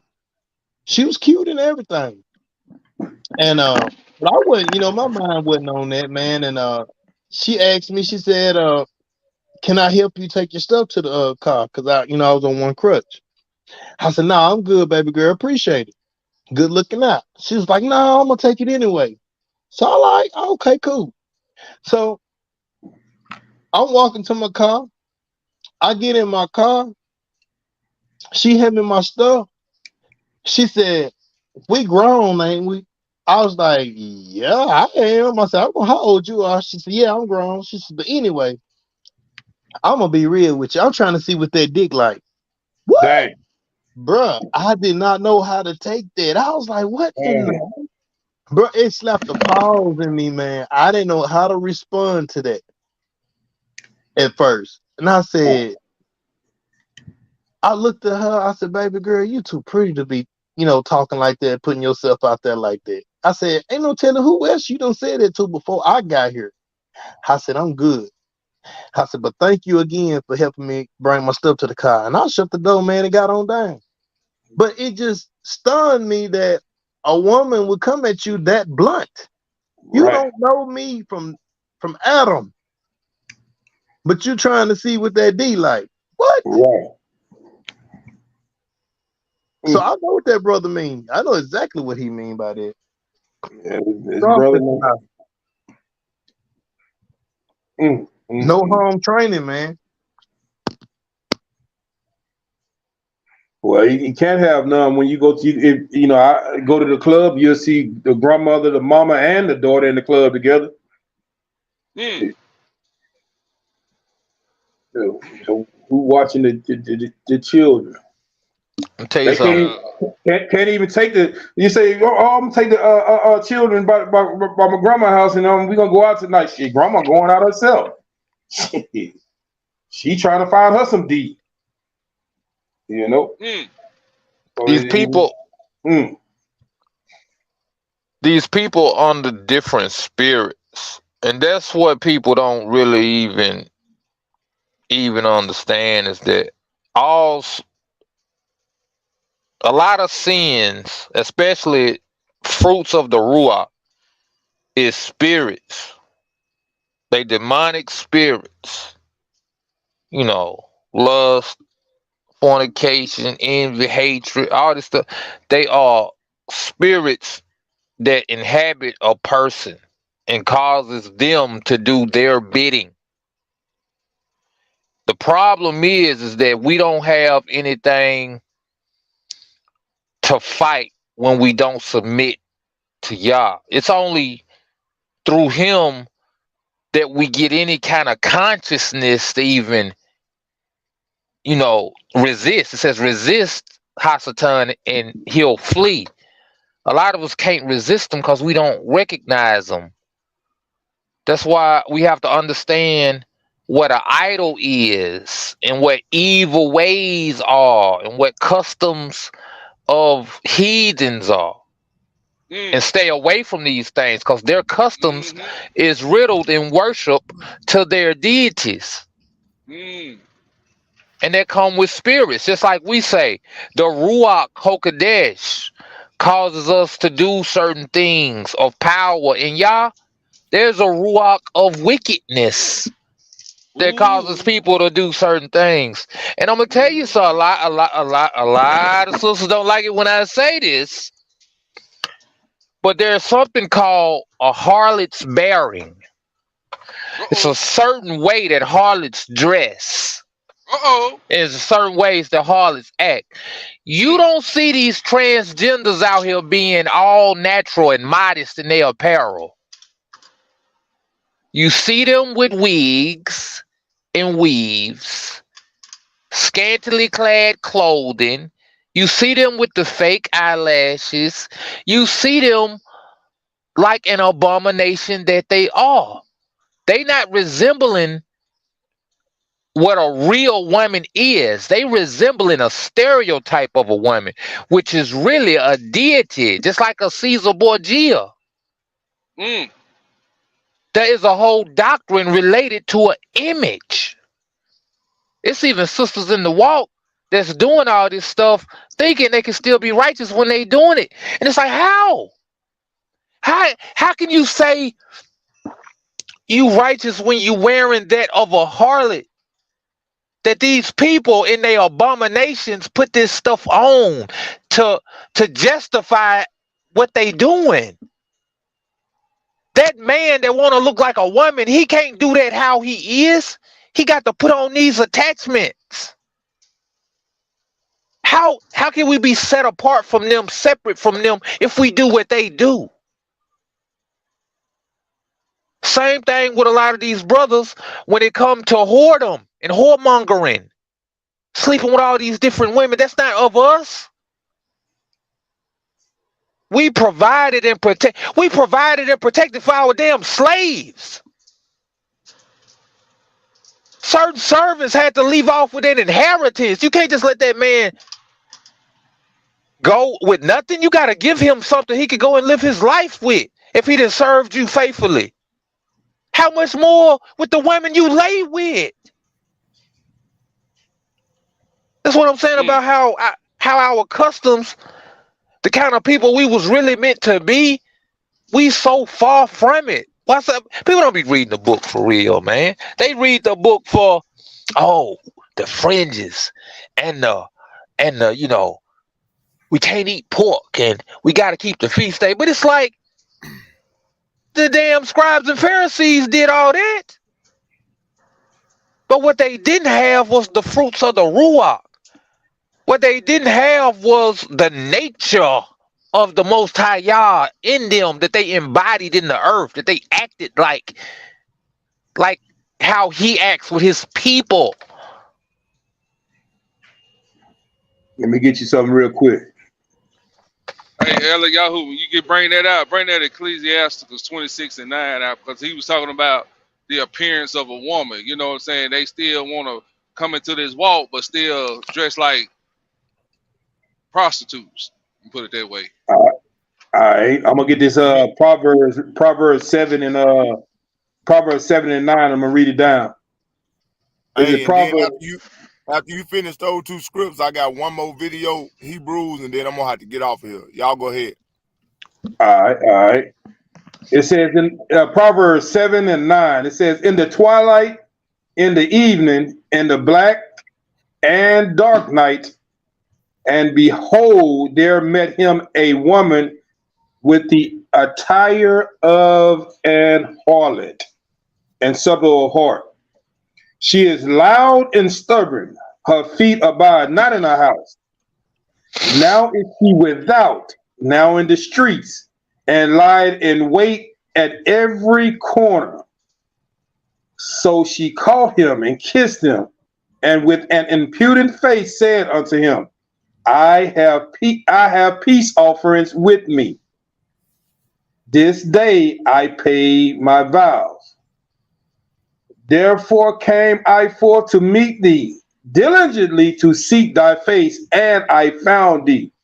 I have decked my bed with coverings of tapestry and carved. Tapestry. Yeah, that's what it is. And carved works with fine linen of Egypt. I have perfumed my bed with myrrh, aloes, and cinnamon. Come, let us take our fill of love until the morning. Let us solace ourselves with love. Now you see that's again, that's that trap. Those are the trap, snares, and pitfall that this woman that they told us about, even in Ecclesiasticus, said that do not stumble at her beauty. So no matter what she put on, we shouldn't be falling for it. We shouldn't be falling for that. But hey, we fall for that trap each and every time. Each and every time. Go ahead. Hey, get that Ecclesiasticus out the Apocrypha 26 and 9. All right, it's gonna go right with what you just read. And Lou was talking about. Just one verse. Okay, let me get it. Let me get it from the 1611. I was on my computer, and it was Ecclesiasticus, right? And let me say this to Sister Arlene while y'all looking for that. Sister Arlene, you better watch this. Yeah, 26 and 9. Watch that sister close, Sister Arlene. That ain't no friend. Talking about she like your son. Yeah, you better keep an eye on them. You can't.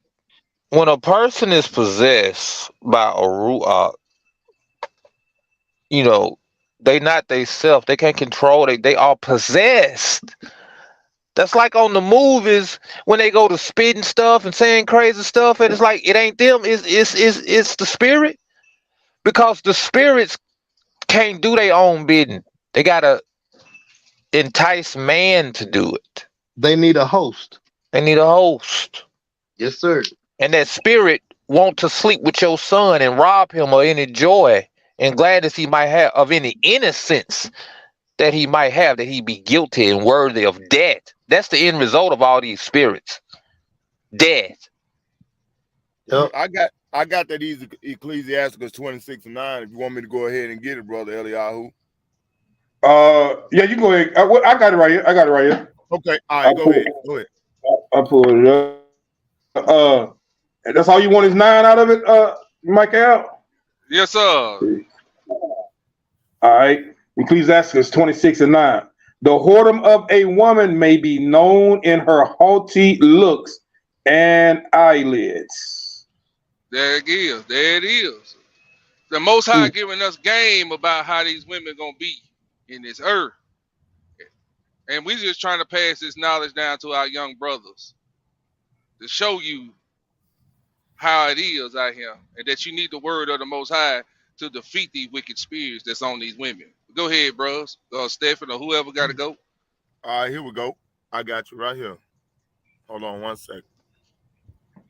And if y'all read that Ecclesiastes the brother just pulled, and I'm reading on down, it talks even harder on them also. Yeah, about that bed. You was reading about that bed. She, if you read on down, it says she will open her quiver to every arrow, meaning she'll Yep. open her legs to every penis that come back. Open her mouth to every thirsty traveler. Yes, sir. A shameless woman should be counted as a dog. That's in there in Ecclesiastical 26. Yep, that's gonna be. I read verse 25. I believe it is. Yep. All right, here we go, brother. All right.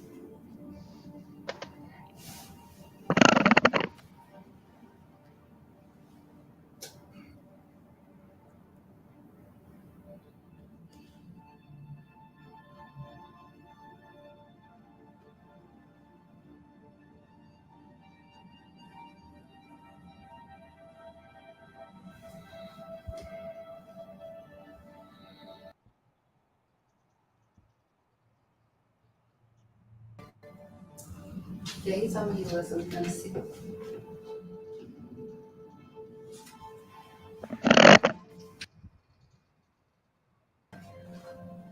Man, what happened? What you hit me for? What happened? You waiting up for me? I just got off work, Julie. I tried to stay up waiting on you, but I was tired. I know you're not trying to convince me that your job is more important than mine. My salary is not that much different. So who are you to downgrade my job? And your mother's at that. She a nurse too. Don't bring my mother into this. This is about you being a male nurse and you complaining about it.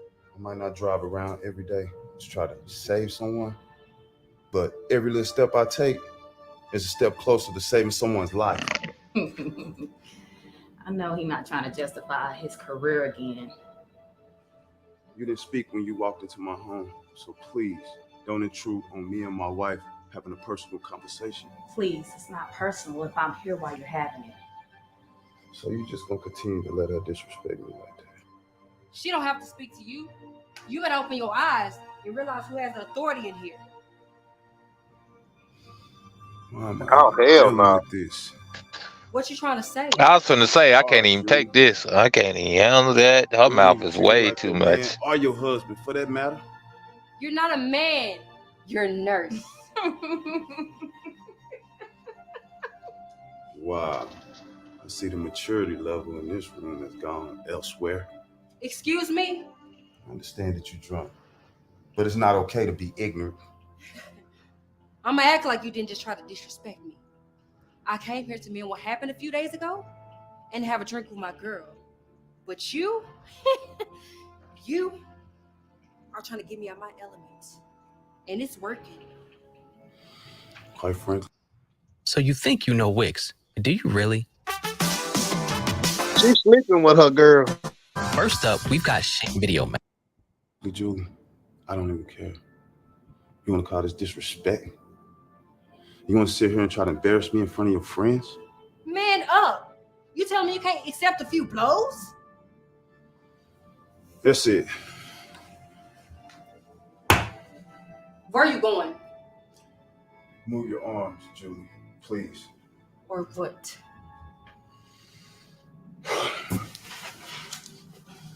Yo, Alex. She trying to provoke you. Oh hell no. Let's go to the kitchen and get a few burgers. You don't have to offer me twice. Female Debo, huh? Just a waste of damn space. I'd be damned.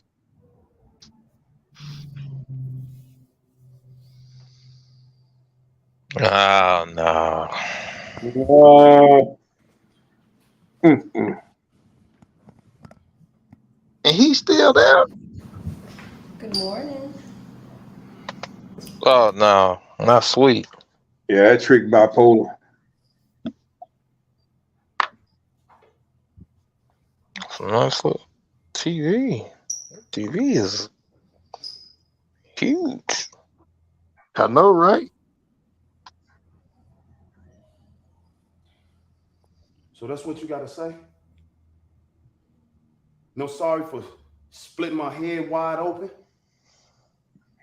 No sorry for leaving me on the floor for hours? I mean, what should I say? It seems like you got all the answers. I guess what I said just went over your head. You know what? Don't even worry about it, Julie. Looks like somebody woke up on the wrong side of the floor this morning. So this is when I'll be this back is when later. I go to Where jail. are you going, Alex? You know, I'm sorry, okay?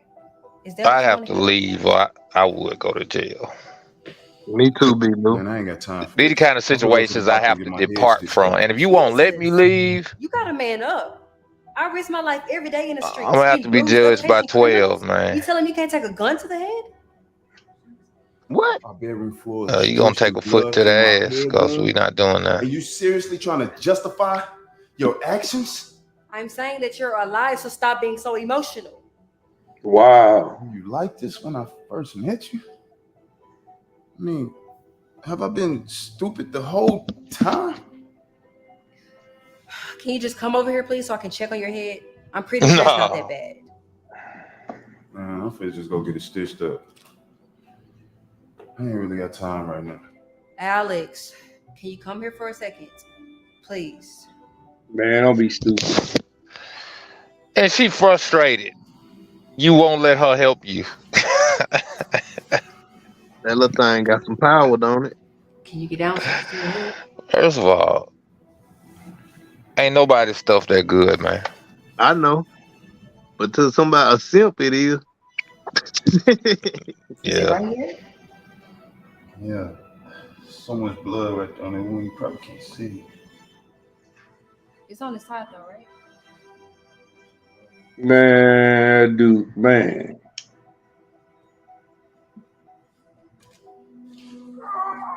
All right. That should help All with right. the process. I can't. You have to put alcohol on the wound before treatment. Am I right? I'm gonna say he the nurse, ain't he? He's supposed Or not. Take this as a lesson. If you ever call me ignorant one more time, you're not gonna have a head to hold on to.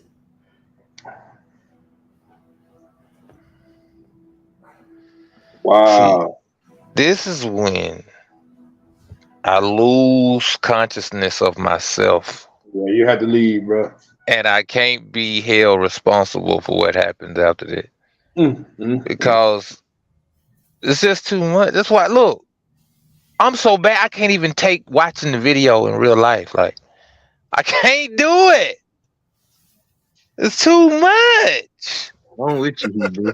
I'm with you, Hebrew. Goodness. One more script. I'm gonna one more script, man. I know y'all probably talked about this. One more.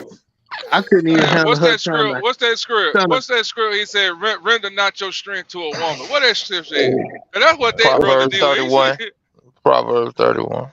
I'm gonna read this one back in Ecclesiastes what we was before. Go ahead, Hebrew.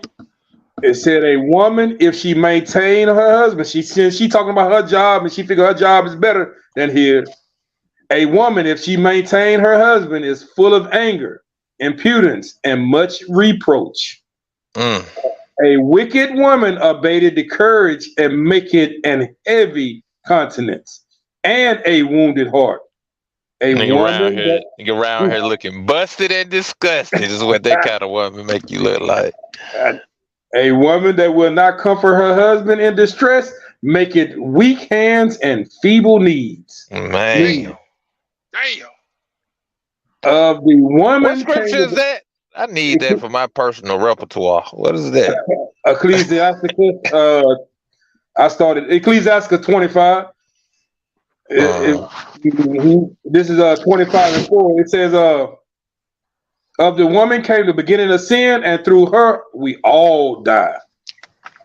Give the water no passage, neither a wicked woman liberty to go abroad. If she go not as thou wouldest have her, cut her off from thy flesh, and give her a bill of divorce, and let that girl let her go. Don't be trying to sleep with her. They say, let that bitch go. Let her go, man. I think I need to let her go. You got better let her go. Boy, those scriptures come to life on that video right there, boy. Cause Man, I listen. Serge, I'm just a different guy now. Like, and I feel like I move in such a way. I don't come close to deserving no type of treatment. So I'm not finna take it. I ain't got no understanding. Now to be like, I ain't gonna have no understanding. I wouldn't have no understand. First of all, the first lick was too much, and the tone, it's the tone in your voice for me. Much less you putting your hands on me. The tone in your voice or the disrespect, like nigga, you ain't nothing. Is a man, no. She straight little boy. Them. She would handle him like a little boy. Yeah, she little boy than for real on that one. And then to come here, let me help you, and then you gonna spray this stuff in my wound and then threaten me, man. Listen. I don't know who I am. Temporary insanity. This is why they got temporary insanity pleas for stuff like that. Right there, I lost it. I don't know who I am. All I know is this person needs to understand you don't do this to me. And I ain't gonna be able to talk to them about it. They ain't gonna understand talk. They ain't gonna understand talk. First of all, I'm gonna try to leave. But that's the type of person a hop in front of the door. You ain't going nowhere. Where you think you going? Oh, now I gotta hit you with a little shake. That I ain't gonna. That if it happened the first time or one time, but that Negro had all kind of opportunity to get out the house. Yeah, he was in bed asleep when she got there. So this ain't our first time doing that to him. Check this. That's just a video y'all watching. This shit happened in real life in Mississippi, and she shot him in the head. Yep, I saw that video on live on Facebook. On live on Facebook, then did a bunch of hollering like, "What did I do?" You knew what you Yeah. done. Yeah, you pulled the trigger. That's what happened with that. Yes, bro. I I had watched the heard whole about video. that video, but I didn't know that like The man she was was trying like to leave. abusive or something. The man was trying to leave, bro, and she was little boying him like that woman was doing, Hold on, talking Cortez. down on him. You And forgot he this born. part. You forgot this part, Cortez. He was trying to go to work. Trying to go to Her work. mama, her And the mama mama were there, co-signed. up there sitting there in the business, co-signing. No, we gonna talk Co-signed. about it right now. We gonna talk about it right now. Right. Mama didn't have no business over there in the first place. What's she over there for? You know what I'm saying? Co-signing. And she killed him in front of his son. Yep. That's what I'm talking about. Like spirits. That's why her ass was like, "What did I do?" Cause that spirit left. Yeah, that spirit let her go after he got what he wanted, death. He turned her loose. Yep. You I right, don't big want bro. to go to jail. I'm gonna go to jail. I don't want to go to jail. Yeah, it's too late now. Now here's reality of your actions. And he was on the phone with his uncle or somebody. They was telling him to leave the house. He was like, "I'm finna leave." And where you finna go? You know, trying to stop the man from leaving and all type of mess, man. Man, it's crazy. That's what I Real said, life. man. Like you can have issues with your spouse, but if you got a spouse that's of the mind of trying to do right, trying to serve the Most High, man, I don't care what kind of arguments y'all have. Y'all can argue about the dishes or leaving clothes around the house or whatever, man. Hey, listen, man, that shit ain't nothing compared to being in a relationship like that. Somebody want to put their hands on you, somebody like threatening you and doing that. Man, listen, I And argue about the dishes all day. just blatant disrespect, just blatant disregard for your manhood, your role in the household, your authority as the head of the house. You know what I'm saying? Just blatant disrespect to you. You know, won't do nothing you ask them to do. You know what I'm saying? And then when you do decide to leave them alone, that's exactly what they're gonna do. They're gonna try to fight you. They're gonna try to kill you. They're gonna try to call the police on you. They're gonna try to get you locked up. That's toxic, though. Hey, Nobody. I got a sincere question for y'all, man. And it's somebody that I hold dear to me, and I wouldn't dare say their name, you know what I'm saying? But I just want to ask y'all this question. What would you do if a close friend or cousin, brother, whatever he is to you, but you hold them dear to you? If you ran across some stuff where you know they having issues and you see on her page she got that she's widowed. Oh. And this is what my spirit told me. My spirit told me, which I hadn't had a chance to talk to my brother. I'm gonna talk to him. But my spirit told me you need to tell him to watch himself because that type of stuff are signs showing you where their mind frame is. Because why? I mean, if y'all having issues, why not put separated? Why not put what's the word everybody be saying? It's complicated. But why would you pick widowed? And that just bothered my spirit, man. And I just seen it earlier tonight, and I hadn't had a chance to talk to him, but I'm gonna talk to him because that's bothering me, man. But I'm just saying, how would y'all go about what do you, first of all, what do y'all think about that? Straight up tell him. Just straight up tell him what you saw. Like you know, hey man, look, this I seen on your ribs or X rib page. She got herself labeled as widow. That means you pretty much dead to her. Now I don't know if she's talking about that spiritually or she's talking about physically that she will cause harm to you. So I pretty much let her know. Right. Yep. Watch yourself. Man, that bothered me, man. But I'm gonna talk to him. This be the kind of stuff that goes untalked that people, and then it's like even us looking at the video say the man need to do more, but it's like if you think about it, his hands is almost kind of tied. This woman worked for the police, and it'd be like her word against his. It's like a trusted member of the community, and she's a woman. Especially if he was to snap and put his hands on her. Her coworkers finna be at you now, cause now it ain't a personal thing. You assaulting the officer. You know, it's just, man. That's why we don't talk about stuff. Cause you go to really talk about it, digging it out, man. Like certain stuff, you kind of move on from to keep from being hurt by it, or keep from just getting angered by it. And that's what a lot of this stuff is, man. Make you angry. I think about how these women just used me for my youth. I should have been doing so much other stuff. I should have been applying myself in life. And I'm up here laid up in these bedrooms and stuff, man, doing all this stuff, man. It's like, man, that shit, like, it's really like a real sad story. Sad, sad story. And they'll say, well, you know, you should have this, you should have that. But it's like some people aid in the bed delinquency. Whatever I didn't know, whatever I needed to learn, people that came around didn't help me to learn that. They helped me to be worse. You know, and we should, those of us in this walk, we should be the people that make people better.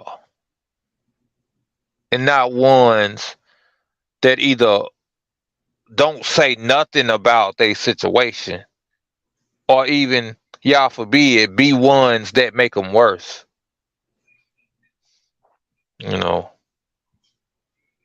So anybody out there watching this, you in the truth, your mindset shouldn't be they shouldn't be talking about this.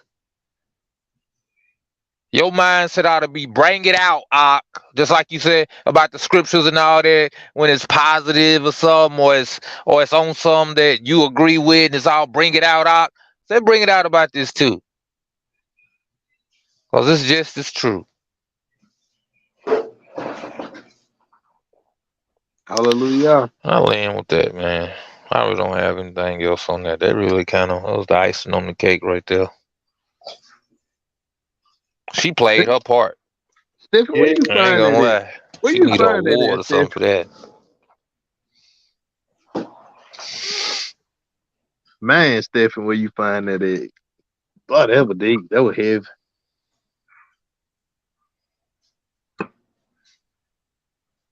That like watching one of them old slavery movies. And if there's any brothers out there in a relationship like that, call me. Email me, blewis3649@gmail.com. Come out to the Hellbroad Men's Gathering, August 10th through the 15th, Altamont, Tennessee. Gathering of men. It's a men's gathering, all black men and black youth. Bring your sons, bring your teenagers, bring your, you know. Oh, that's I had a brother Bring out your here in son's Houston. friends. Oh, Nah. Emanon was telling me about that. That's right. That's right. That's my brother. Ibanan Yasharal. He gonna be the MC at the event. He gonna be on the ones and twos. Yeah, he was over here at the crib after for Passover. Well, actually, Sabbath after Passover, he was over here. He was telling us about it. Yeah. He been we on the fourth one, so he been the 2 out of the 3 that we had. Oh, he missed the last one.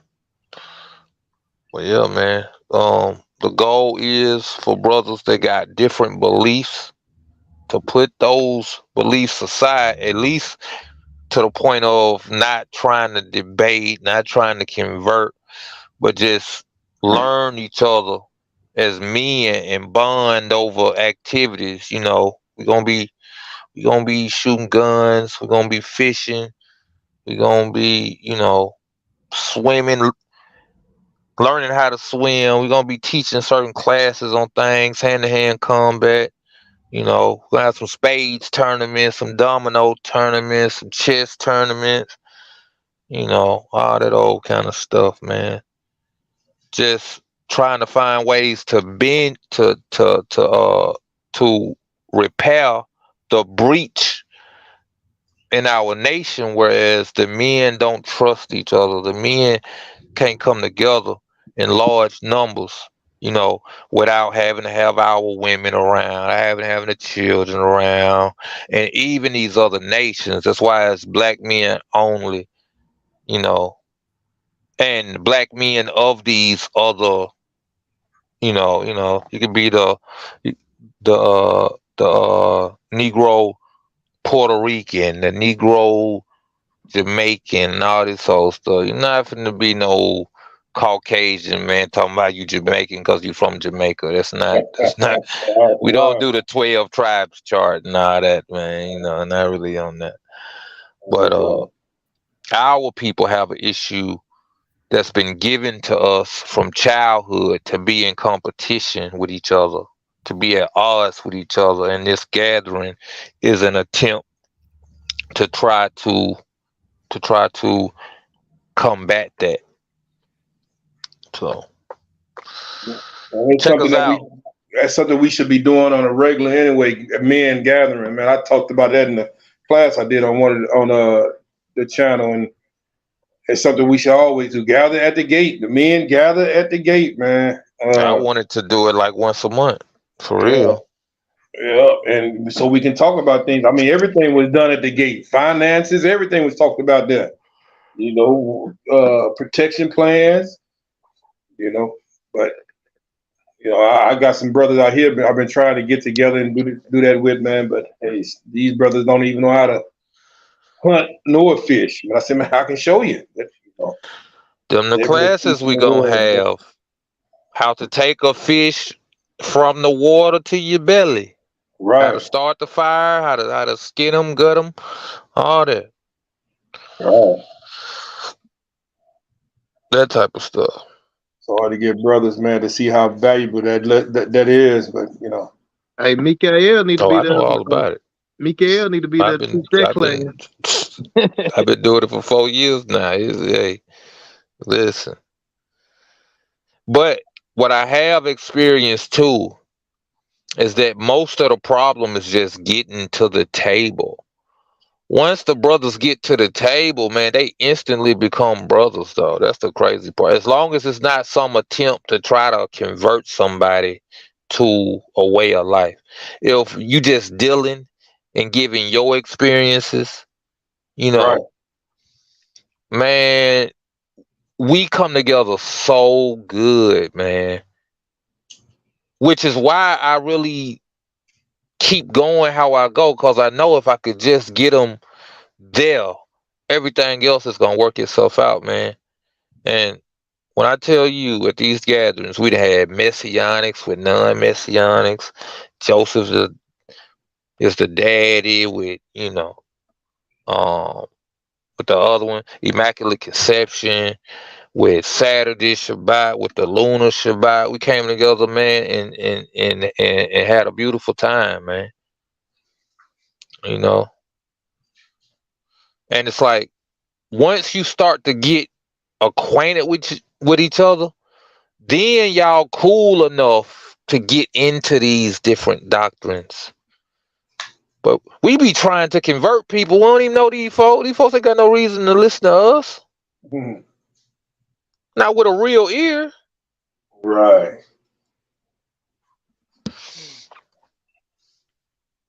Well, brothers, man, it's been a pleasure jumping online with y'all tonight, man.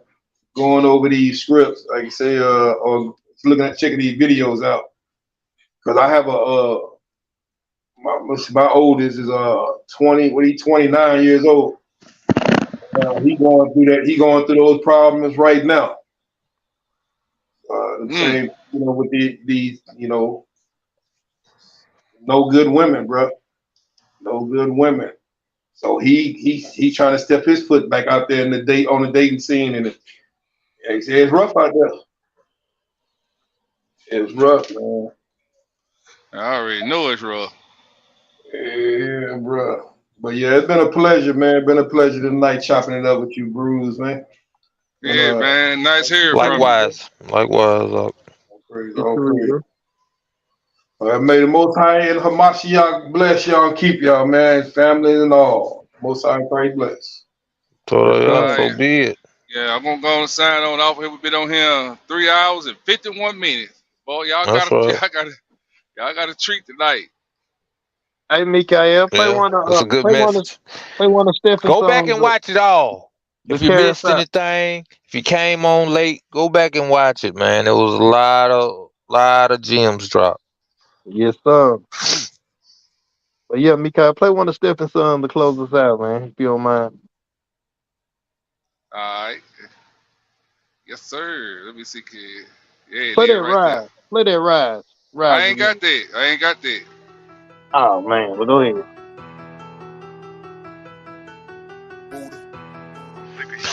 But yeah, y'all. Shout out to everybody, man. Everybody tuning in. Life of an Israelite. Facebook, YouTube. Brandon Lewis. Facebook. Shalom to the brethren. What up to everybody else? 12 tribes, one nation. Shalom.